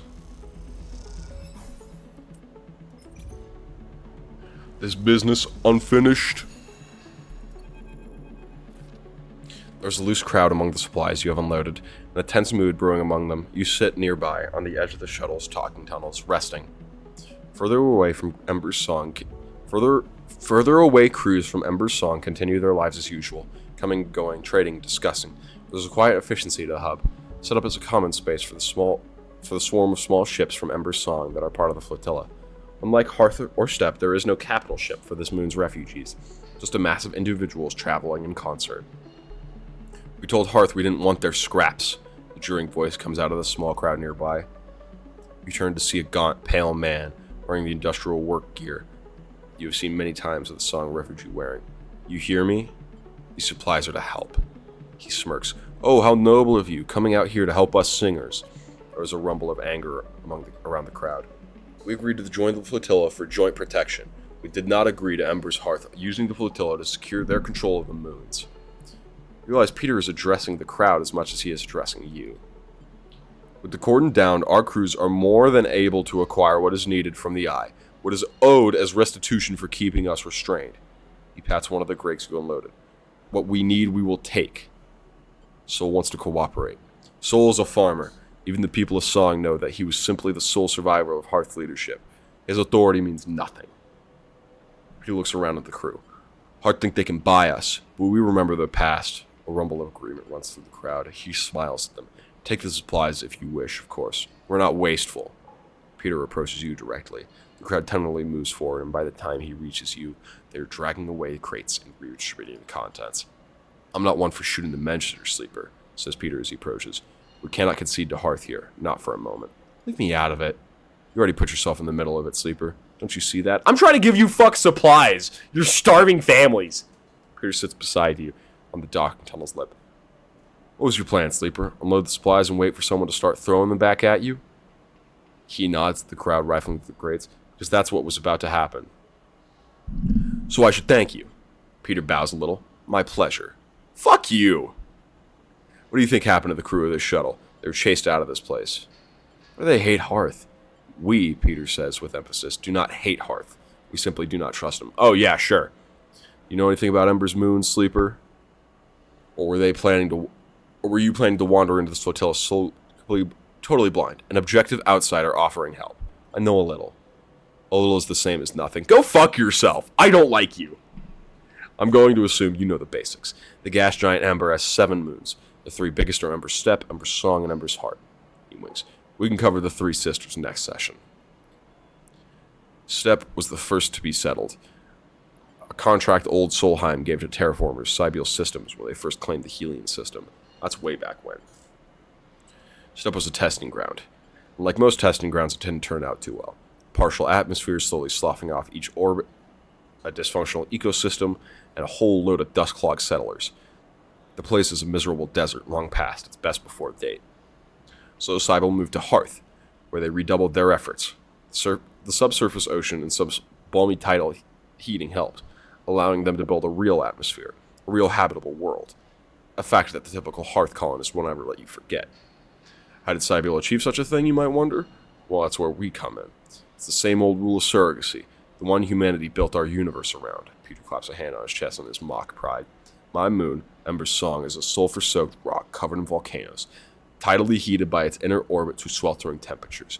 Exactly the kind of crucible you need to fuel a terraforming project. Energy, industry, fuel. Song provided the raw materials for Hearth, Peter grimaces, willingly or not. And a crucible requires people to run it. Us singers born into a flaming pit and asked to stoke it so others might live in a paradise in the making. That's what we had to endure, until Solheim brought everything down. Peter rattles off his speech from memory, and you wonder how many times he has delivered it. No Solheim, no contract, no Cybele. No Cybele meant 3 moons suddenly independent. Peter shakes his head. It was a war, Sleeper. Sometimes hot, sometimes cold, and unsurprisingly, Hearth and Stip came out of it better than us. Yet, Peter holds up a hand, they need us, Sleeper. They always have. And so we are the linchpin. We are the center around which the moons orbit, not swirling ember.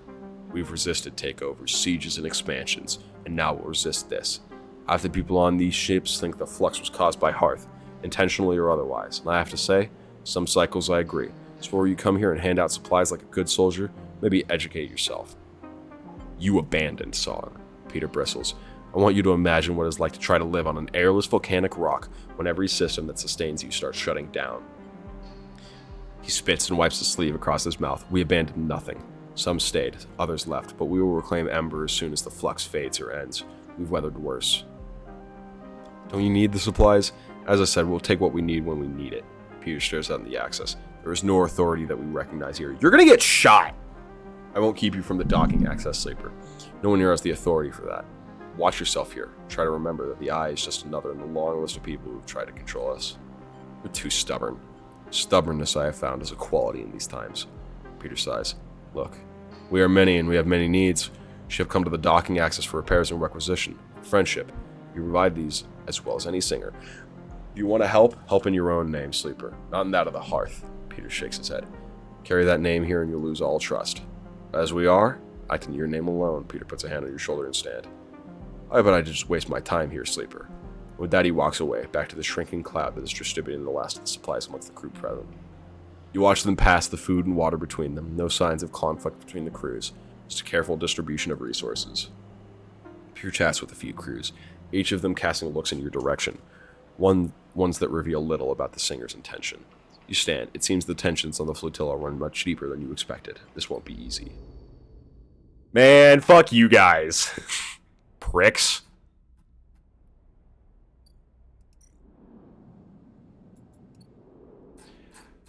Alright. We've got some Griol caps that we can fucking eat.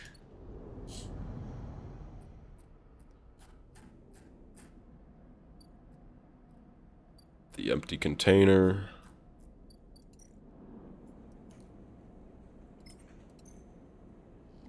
Cook the caps. Tasty.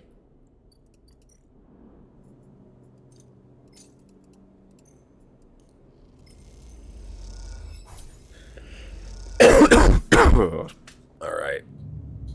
And now we're stable! Woohoo! Jesus Christ.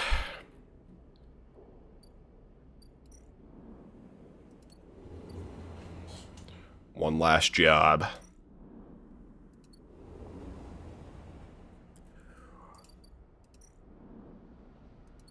Alright.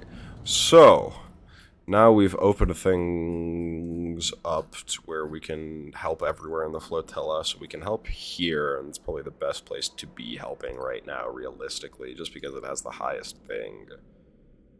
System repair here. And what do you people want? You want a ship mined? You want a ship mined?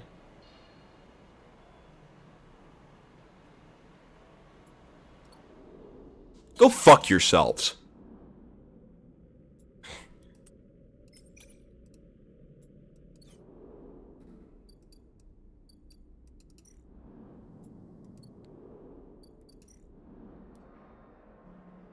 Fucking... a ship mine. Who the fuck do they think I am?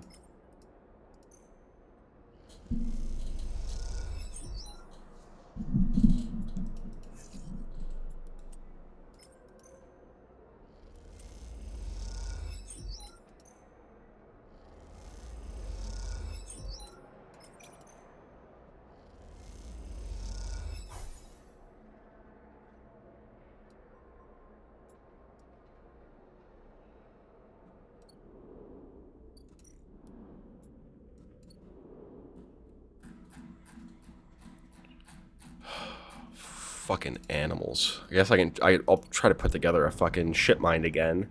I'm not gonna buy one for 300. That shit's not fucking happening.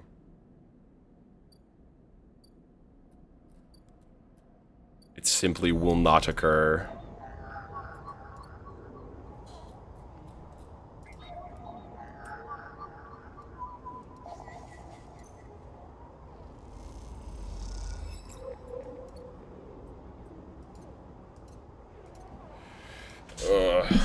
Fucking...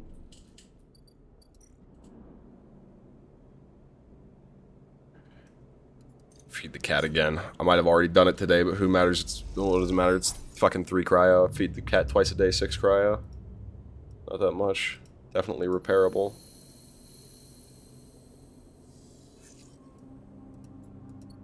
Wow, this sucks ass. Okay, that's better.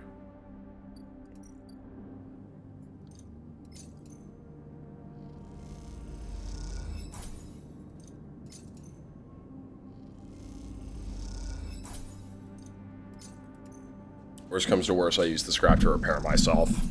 Keep me going a few extra cycles. Wow, fuck you guys.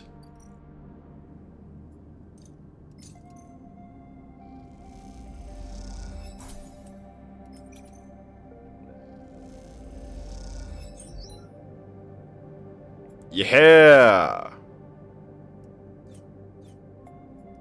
Alright. Now I just need one more fragment.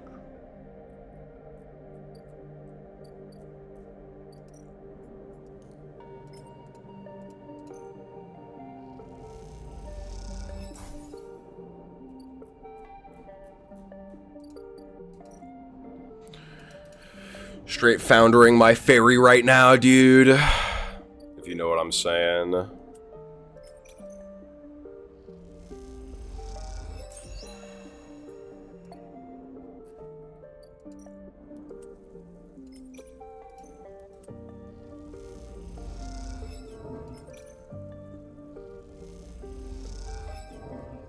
Damn it.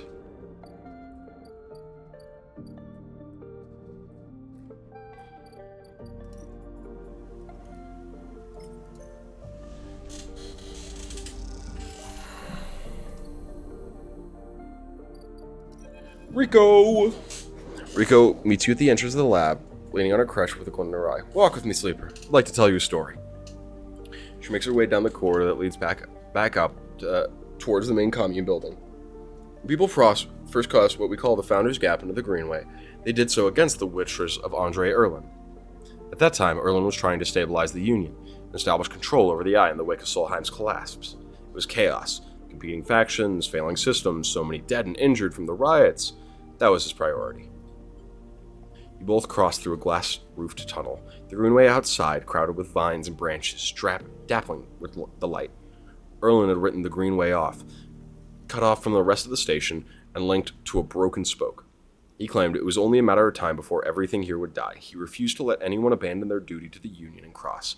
They were traitors to the cause, or as good as. Rico continues, making her slow but steady way into the inner gardens of the commune. There weren't many of us, but we believed what was here was worth saving. We had to keep our plans secret until we crossed, and some of us left people behind. She pauses to catch her breath, her voice cracking. It's difficult to know if it is from effort or emotion. What we found was a disaster, nothing like what you see here. Half of the greenway was leaking oxygen into space. The plants flash froze, and the other half was a swamp of mulch. As decaying matter clogged every system, we worked hard. We lost good people. We cleaned up and closed up. But it was never going to be enough. After many, many cycles, we all knew this place was doomed, but we kept on working, talking less and less because we couldn't face it. We all developed a death wish. If the greenway was going to die, so would we. But it didn't die. It did not. Rico smiles. We crossed some invisible boundary, tipped some biological scale, and the greenway started to recover.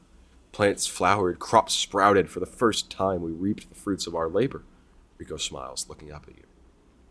We thought it was us, that we managed to do just enough to end the cycle of decay.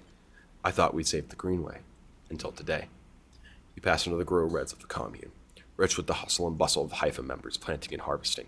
For a while, Rico is quiet, and you both simply observe the hypnotic movements of the work crews, the eager chatter washing over you like a wave. Rico smiles to herself. I should have known, of course, that our arrogance was unfounded, but we needed to believe back then. We needed a myth to bring more people across the gap. You both move into a smaller corridor, Rico following some direction unknown to you. What you have shown me is that, back then, the greenway saved us, not the other way around. Tell me, have you ever consumed one of the Matsuke or griot caps that you've been growing? Yes. Yeah. I imagine they were delicious, nutritious, almost uniquely so, she muses. After all, they were designed for you. Rico has a mischievous look. At first, I thought it was the location they were grown in fact, in that made the mushrooms from the aviary, from the labs, or from the grove different to each other. But what I have come to understand is that it is the person growing them. That Matsuke and griot caps that you brought to me are totally unique, containing compounds never usually found in similar specimens in my possession. Many of these compounds aren't even digestible for humans. For a sleeper like you, Rico smiles as she leads into the internal garden of the commune, where the Haifa members have planted species from all over the greenway. Back when the tide turned, when the greenway started to recover, we all felt something, a response. It was as if this place was not just alive, as a forest is alive, but alive in other ways. Communicative, responsive. We shrugged it off at the time, but now I understand why. Rico stops and turns to you. This place is responding to us, adapting itself to us. It is growing fruiting bodies for you, for me. It is adapting, changing. It is, in short, displaying all of the signs of sentience. It's the network! It's the network that we saw! It's the gardener! The greenway is sentient? Perhaps not the greenway, but the ecosystem itself, or something within it. Rico sits on a bench within the peaceful garden, and gesture for you to join her. When you've been growing the griots and the matsukes and the aviary, those species so familiar to the greenway, have you discovered any other? Yes, I have! I have clubheads! Rico can barely contain her excitement. I should like to see those. Please bring me some next time you are here. You look around the garden, amazed at the sense of peace within it. Rico interrupts the silence. There's a species of mushrooms that I haven't seen in years. It's dark, short, shaped like a club! We first found it in those early days when we were working to save this place. It was around those time that we started to lose our first memories. They were succumbing to some infection, some mold growing deep in the dark mulch that drowned this place. At that point, we thought we were lost. And then these mushrooms emerged from the same black mold. We tested them and saw that they contained some compounds that counteracted the mold. They contained an antidote. Of course, as a botanist, I saw this as a part of natural processes of the ecosystem. Even at the time seemed absurdly short. But I am wondering if that an antidote was a gift. Rico meets your eyes. Perhaps if you're patient, you will receive your gift too, Sleeper. Oh, the greenway is giving us a way to make the fucking stabilizer! Oh my god! You both sit for a while, Rico seemingly done telling stories for the day. You watch the light playing off the leaves and plants around you and wonder what forces could be at play at this place. After a while, you stand and leave, with a quiet nod to Rico, leaving her to her memories. Let me plant the gardener's seed. I need it. It needs to go somewhere. Clubhead samples! Clubhead samples!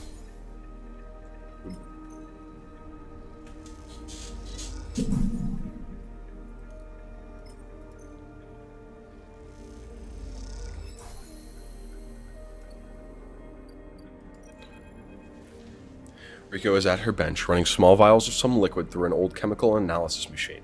The whirring of the spinning drum fills the lab with white noise, and you aren't sure if she notices you approach. Sleeper, it's good to see you. She looks up smiling. This little project of ours has been keeping me awake the past few cycles. But right now, well, I think I have something. What is it? The drum finishes spinning and Rico lifts a vial from it, holding it up to the light. This is something I extracted from those club heads you've been bringing me. And according to my analysis, it is a substance totally unique on the Greenway. You look at this small amount of liquid in the vial. Any idea what it might be? Rico asks without looking away from the vial. Stabilizer. Rico nods. You aren't the first sleeper to come through here. Perhaps I should have mentioned that.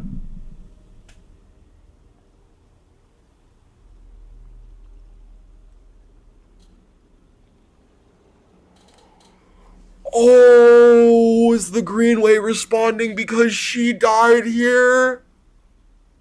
Because the other sleeper died? Oh no! I just wanted you to trust us. What do you mean? You weren't the first sleeper to come through here. Perhaps I should have mentioned that earlier. Rico's tone suddenly drops. Megan, blow that guy the fuck up. Rico's tone suddenly drops, changing the atmosphere in the lab immediately. I just thought, she pauses, thinking very carefully of how to continue. I just wanted you to trust us. She sighs. They came through a fair few cycles ago. We found them wandering in the broken section near the gap. The member who brought them here had never seen one of you before. They were terrified of this strange person wandering in from an open vacuum. Thank you, Megan. They were quieter than you, and damaged. We did our best to patch them up, and welcome them to our commune. I only really spoke to them once while I was working on their wounds, along with a couple of systems engineers. She looks nervously at you. I never see a body like that before. I took some readings, some samples. Oh God, Samples?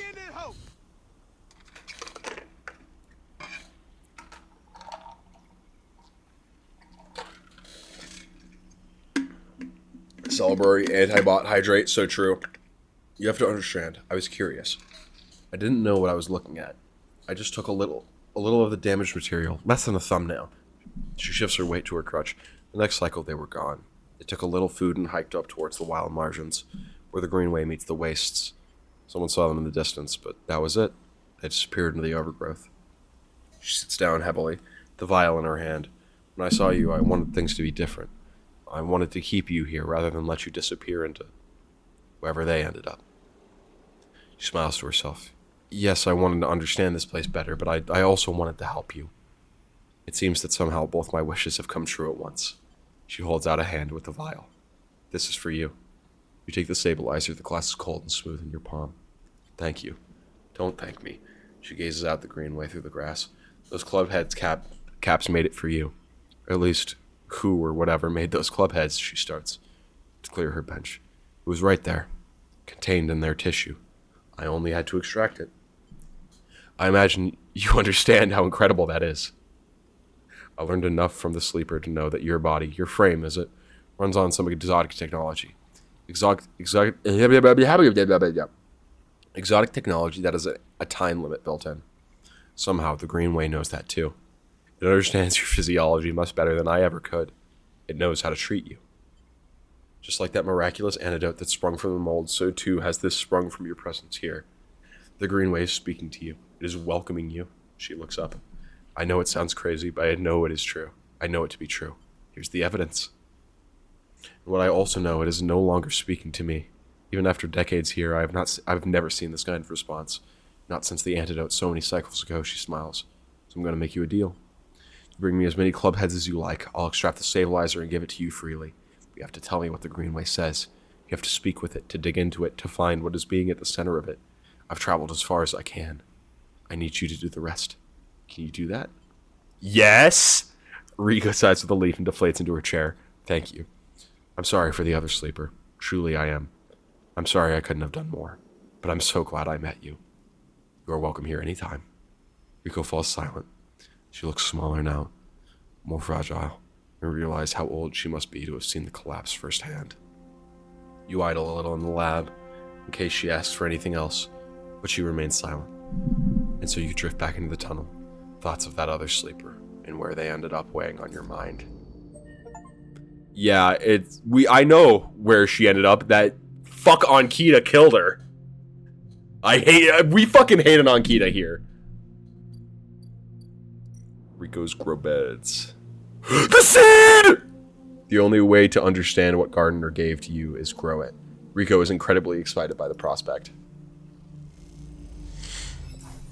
I'll take good care of it, Sleeper. Rico smiles. Don't you worry.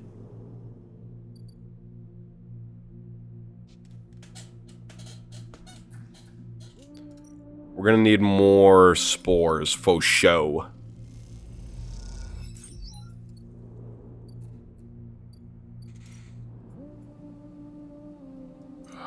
Fucking give me food.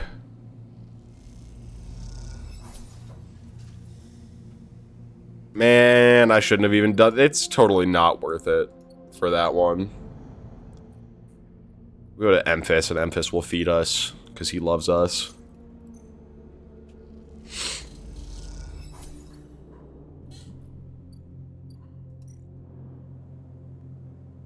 There's active scenes that I've missed.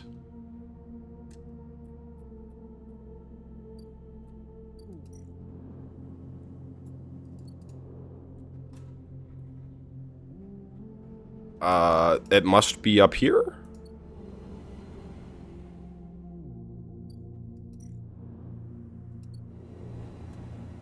Oh, it's totally Peak.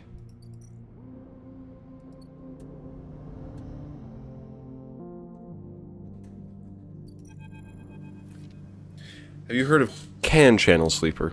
Peak asks as soon as you enter the bay, as if you were in the middle of a conversation. There are heavy circles under their eyes, and you aren't sure if they've moved since you last visited.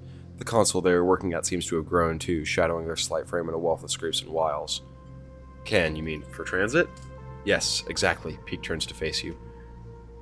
Kiomani's active negation. The name of the effect used to transport trillions of tons of materials from the surrogate systems of the core. You might have heard of it in your physics classes. At XPR, they hammered the principles into us as kids. Can, Peak recites the definition of as if in the classroom. Process of collapsing spatial causality along the Euclidean distance between 2 points by negating mass simultaneously at both ends of a geodesic curve. What the fuck? Essentially, can channels allow for the near instantaneous transport of raw materials between systems. They require huge volumes of energy, of course, and decades of construction. Once a can channel is established, it opens up a system for its infinite exploitation. The backbone of surrogacy is what XPR called them. Peak shakes their head. They might not be able to send anything more complex than a rock through them. Complex machines, and people are, shall we say, reconfigured by the process. But from raw molecularly pure materials, Peak flickers a hand. Whoosh! Where's it going? Peak pauses. What I was trying to find out was whether the Helion systems, this system, ever had a can channel. Can channels are vastly expensive to build, to run. Not every surrogate system has one. Many use fraction drive systems to transport the materials to the nearest hub. But Solheim, Peak smiles. Solheim spared no expense when they established this system. There's a can channel? Yep, Peak eyes light up. They shut it down before the collapse. They couldn't run the sender-receiver station anymore. But it was there. It still is, as far as I can tell, closely orbiting our star. In fact, Peak grins, they've been building to this. I'm sure it's still there, because one of the issues with can channels are the massive waves of exotic energy they can produce when cycling up. The flux! Exactly. Peak faces suddenly drops. Someone is starting up the channel. Why? Peak sucks in a breath. That I don't know. They start counting off information on their fingers. They need a lot of resources to do it, and they need to have people from the core systems. But there's no real large-scale extraction in the Helion system anymore, so why would you go through the trouble? Maybe it's Solheim. Peak shakes their head. The company went under decades ago, Sleeper. We might not get much core news out here, but it seems unlikely. They pause. But I've also been thinking. Peak rubs their red eyes. The flux, the wave, the can effect produces is a side effect, a problematic one. But it isn't a destructive force. If it was, the core systems would have never been able to use it. So then, why are the colonies collapsing of it? Because of it. Why is it chewing through systems, the kind of industrial system? Why is it chewing through systems, the kind of industrial system set up to function within the range of a once active can channel? Peak is getting frustrated. The moons of Ember have been terraforming since before the collapse. They would have had to deal with the flux. Yet everything we have heard from the refugees says it brought down every system they had. Peak falls quiet, thinking it all through. Your mind drifts too, thinking of the can channels. Those vast, causal highways that prop up the core systems and their endless appetite for resources. This system has been quiet for decades. Solheim collapsed. Most corporations gave up their claims, and apart from the Celes ships that came here to begin to work off the sidereal horizon, no one from the core has come here in all that time. You shiver as you imagine the attention of the core, The systems of logic and exploitation that created you, created your suffering. Turning toward the Helion system, a flood of light turned into this dark corner. A shrill bleep catches both of your attention, and Peak rushes to a screen, one showing a crude map of the station. On its individual markers begin to flare up with insistent chirps. Peak looks up for a moment, and then they drop their face. No, no, no, they lean in close. This doesn't make any sense. What's happening? The flux nodes are appearing everywhere on the station, Peak pulled her hair. I set the system to alert me to other flux zones near the epicenter of the flux event, but these are everywhere. The hub, the low end, the shipyard. How can this happen? The only reason we saw flux nodes here is because the most run-down part of the system. They were barely shielded, but others appearing so far after the event. He turns to you. You're going to get me that data from these nodes, and quickly. I'll keep looking at what I have here, but I need to know why they're popping up everywhere. Right now? Right now. We can talk more about the CAN channels and system history when you're back, but this needs our attention right now. Peak turns quickly back to the monitor, their eyes following scrolling screens and codes spewing from the newly fluxed nodes. You leave quickly, but struggle to shake the image of the spotlight from your mind. You feel watched as you cross back into the Pilgrim Seed, on your way to a shuttle bay. You hurry onward, eager to outrun the fear.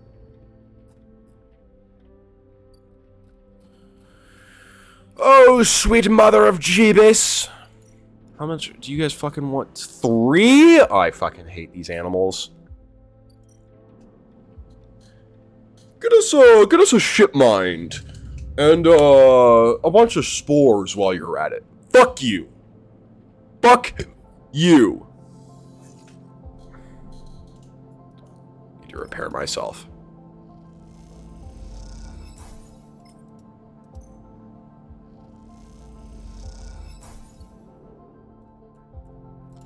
I think we're gonna up interface. Because I think that's one of the more common ones. Yeah, we're gonna do interface.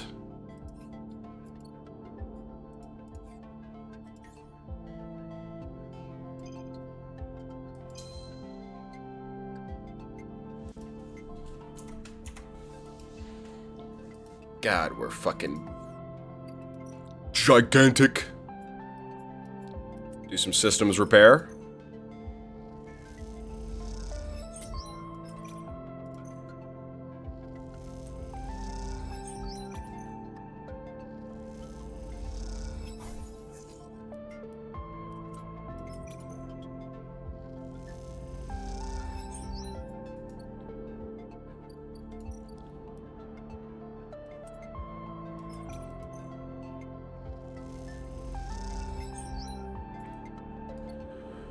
We're making progress.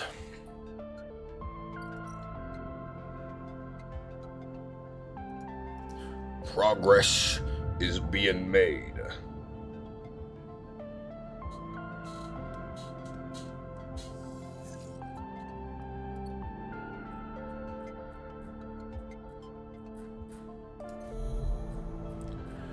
Fluxed nodes. ¿Dónde estás las fluxed nodes?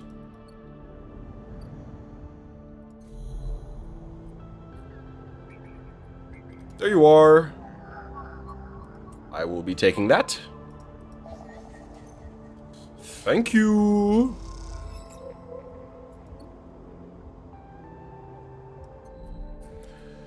I got some Yataghan data I can sell too, might as well, huh?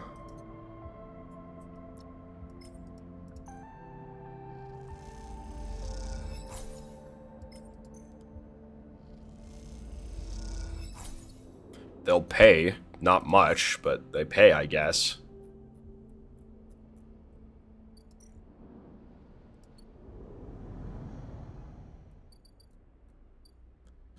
You see the announcement about Gareth's next game? I don't know who Gareth is, actually. Who is Gareth? Of whom do you speak?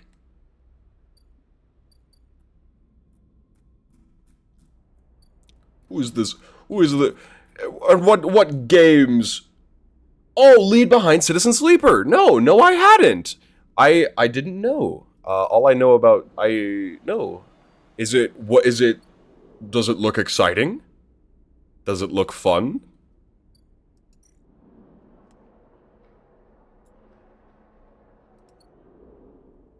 Is it going to be awesome? It's called Signet City? Signet City. Is it? Looks kind of neat, but it's first person, so I don't know. I'll have to take a look. We'll have to take a look at that. Hey, we can talk to Aki again. I see you've been contributing. Aki stands next to you at the dust house window. I was unsure what to expect when we joined the flotilla on its voyage to the Eye, but after the journey across the system, then the quarantine, and then the flux reaching all the way out here too. Aki stops herself. Thank you. She bows a little. I know they said they're not doing a Sit Sleeper 3. Oh, so Sit Sleeper 2 is going to be my last Sit Sleeper content. Because I'm getting pretty close to being done with Sit Sleeper 1, at least my first playthrough. Like I said, I'm going to play it more off stream to just experience more of it. The other ships have only been interested in sending us supplies, but we grow all we need. She gestures at the dust house. What the dust house need? That is the problem that concerns us. She smiles and turns to you. Shall we go inside? I'd love to. Aki smiles. Come. She taps away at a panel by the window. Seems only fair that after your help with the support systems, you get to see what it is you're maintaining. Aki leads to an opening beside the window. You pass through a dark changing room. You notice Aki is sliding out an oxygen mask and visor. She looks at the swirling dust inside. Inside, it's just like Ember's Step. Thin atmosphere, constant dust storms, nothing that will bother you. She passes you a mask. The dust isn't exactly pleasant to inhale, however, so take this. You hold it to your face. She leads you through a short decontamination tunnel with its fizzing panels of purifying light, and then through into the dust house. Immediately, the wind and the heat hits you. You feel the rough waves of dust scattering across your face and peer through the amber murk. Your feet slide on the shifting piles of sand. Welcome to Step, or an emulation of it at least. Aki's voice sounds distant, echoey. The terraforming process only managed to provide a limited atmosphere around the moon, one which is slowly escaping. It's been like that since I was born, so I got used to the idea. You catch her bright eyes through the amber dust. So did everything else that lives there. You feel something hard beneath your feet, beneath the sand, like a coil of rope. Look down. You instinctively look down and see something pale and twisting poking out of the sand. Aki sees you looking. This is steppe silk. It's one of the plants we established on the steppe. She kicks away some of the red sand. Like any bast fiber, it can be retted and woven into clothes. I'm wearing some made from it myself. It's one of the many species adapted to steppe since the Solheim collapse, which is why it must be preserved. She stares out into the swirling dust. It is as much of a refugee as we are, and the dust houses hold hundreds of other species. You look at the pale, unassuming root, threaded thickly through the sand. Aki watches you silently. Had enough? It will be easier to speak outside. Aki leads you back through the decontamination tunnel, which blasts the dust from both of you with a burst of metallic tasting air and into the changing room. Aki hangs up with the mask, patiently awaiting your questions. What happened on Ember Step?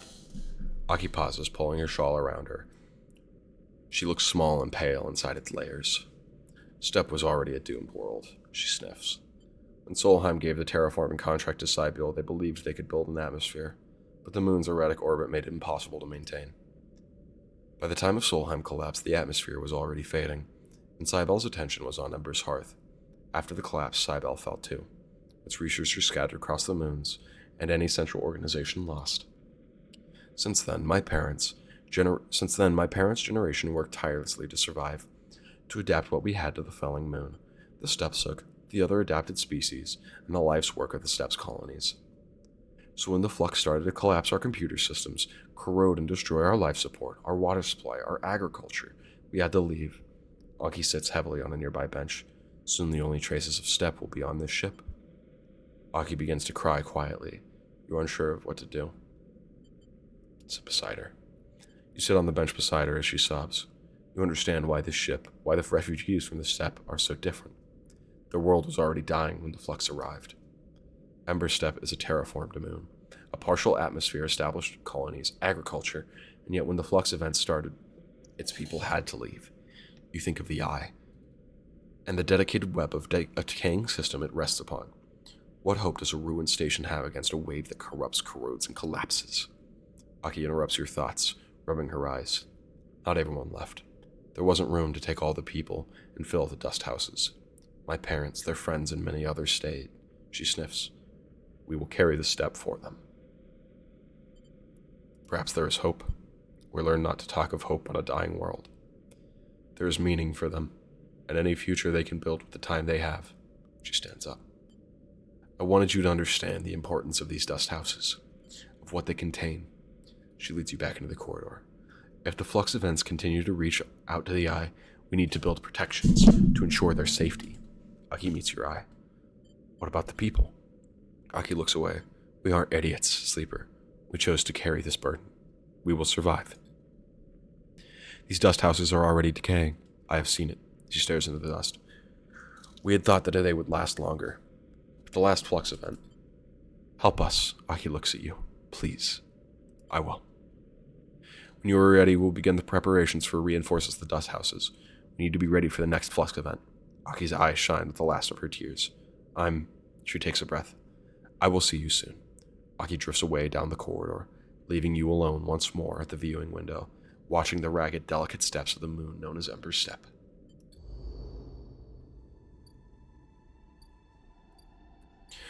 Sag. I'm Sag. They've made me Sag.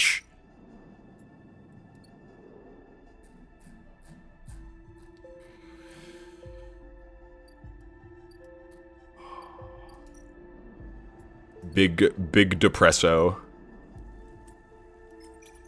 Give me the Grove Spores. Give me 2 of them. Yeah!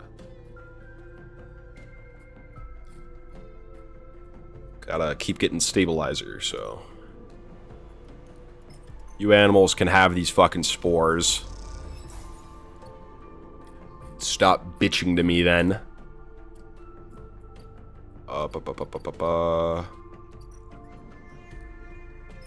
Germinate.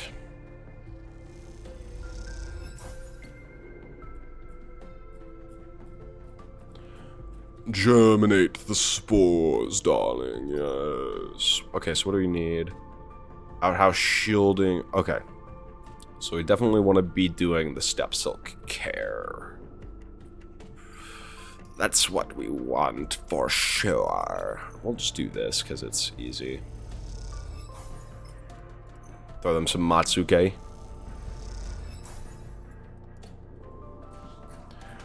Make their lives just a little bit easier. Just a little bit, though. Because I hate.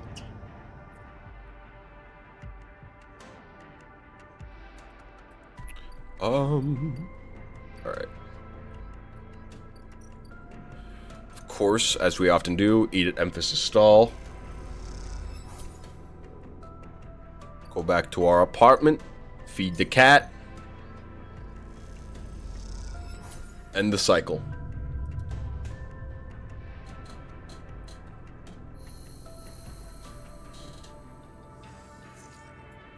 Ooh! Sleeper, long time. Moritz is smiling at you when you leave. Clearly happy to see you. To see you again. Moritz, good to see you. Same. He rubs his hand on his jacket. How you been? Working hard. I bet, he grins. Well, you're always welcome to the hang at the bay if you want. Actually, that's what I'm here about. Yeah, I know it's what you're here about. I know Bless said she didn't want you to take any more big jobs, but she's changed her mind. Or it's something. Because now we have someone to looking for a refit of their ship in our bay. You could not believe it. They want their entire ship disarmed, cutting out defense arrays, weapon lock, and ship-to-ship countermeasures, the whole lot. He leans in. We'll be able to start an arms dealership with all the hardware we'll have there when we're done. He laughs. Anyway, it's a massive job, and we need some hands. Bliss said to go get you. So come on up. Bliss is waiting on you to accept the job, he pauses. It'll be good to have you up there again, he grunts. Like good old times. That's sweet. That is really sweet. Hi, Bliss. When you enter the bay, it's weirdly quiet. Moritz must be out on some kind of errand, and maybe Bliss is prepping the kit? Sleeper. Ankita is drifting at one side of the bay. You missed her completely when you came in. The idea of not seeing Ankia when you entered a room would have seemed unlikely to you several cycles ago. But seeing her without her armor, she seems smaller, less imposing. What are you doing here? I was about to ask you the same thing. She kicks off the wall, comes a little closer. You can keep your distance. So what is this? She asks. Come to avenge Ashton and her sleeper? Just looking for another payout. Her anger is familiar. Quieter before. Restrained. I don't want your dirty money. Ankita laughs. It isn't just my money that's dirty. She fixes you with a hard look. All of it stinks. She looks away. You can tell her anger isn't directed at you in particular. It radiates off her like fire. You better be ready to sign, comes a shout from the bay entrance. Because I've got my best repair tech coming up here especially, and they're going to. Bliss glides in and suddenly stops when she sees you and Ankita standing off. Oh, Sleeper, you're already here. Miss Cassetta, this is the tech I was telling you about. Best on the... She stops, looking between the two of you. Wait, do you two know each other? She's a killer. Sleeper, Bliss pulls you aside. She's a merc, Bliss whispers. I assume she's a killer, but I need to land this job. She pulls you back to Ankita. Bliss produces a slate. Now, Miss Cassetta, if you'd like to sign our damage waiver here, we could start on the decommissioning. She looks at you. My tech here is eager to get started, as am I. Ankita scrawls her signature across the slate. Thank you, Bliss pauses. And everything is okay with the special payment terms we discussed. She gives Ankita a strange smile. All fine, says Ankita, giving you another hard look. Then she kicks off and directs the entrance. I'll be in the gimbal, she says and leaves. Special payment terms? She looks over her glasses at you. Look, Sleeper, there's something I have to tell you. She glances around again. What does she know service about? This isn't exactly a typical job. Miss Cassetta, Ankita. She gives you a knowing look. Doesn't have any chits to pay us, so we made a special arrangement, she sighs. I'm leaving? You're joining a mercenary crew. Don't make me laugh. Ankita is an ex-merf. Why do you think she's getting us to remove all her ship's armaments? Amber. The ship is called Amber. Bliss gives you a funny look. There's some deep history here, huh? She holds up a hand to stop you from answering. Look, all I care is that she is heading for the starboard belt. She looks out of the bay. That's where I'm heading. She turns to face you. Also, I wanted to ask, she stops unsure, if you'd like to come with us. I can't. She interrupts you before you answer. I know things have been hard for you on the eye, and if you helped me so much, I asked Ankita if she carried two of us, and she said yes. Morris will take over the bay anyway. Although if you stay, you're welcome to help him run it. I just thought, she sighs, you might be in need of as much a fresh start as I am. She turns away nervously. Think about it anyway. The berth is there. We've got to finish the job first. And with that, she kicks away and heads to the racks. Before you can offer an answer, moments later, Moritz enters with a new cutting torch for the disarming of the ambergris. The starward belt. You push through the thoughts to the back of your mind. Time to get to work. That actually upset me like a visceral amount. So that's gonna be the end of today's stream. I hope you all. I guess I say today's stream as if like there's no chance that we're gonna have another stream today. We might have another stream today. We'll see. I'm a little pissed. I was really hoping that I would never have to see Ankita's busted fucking face again. But I did. So here we are. Fuck. I hope you guys all enjoyed, and I hope to see you next time. Don't ask why I have two sets of headphones on. You might not have noticed that until now. I didn't notice it until now either, but I obviously I knew I had to put them. Don't worry about it. I'll see you next time.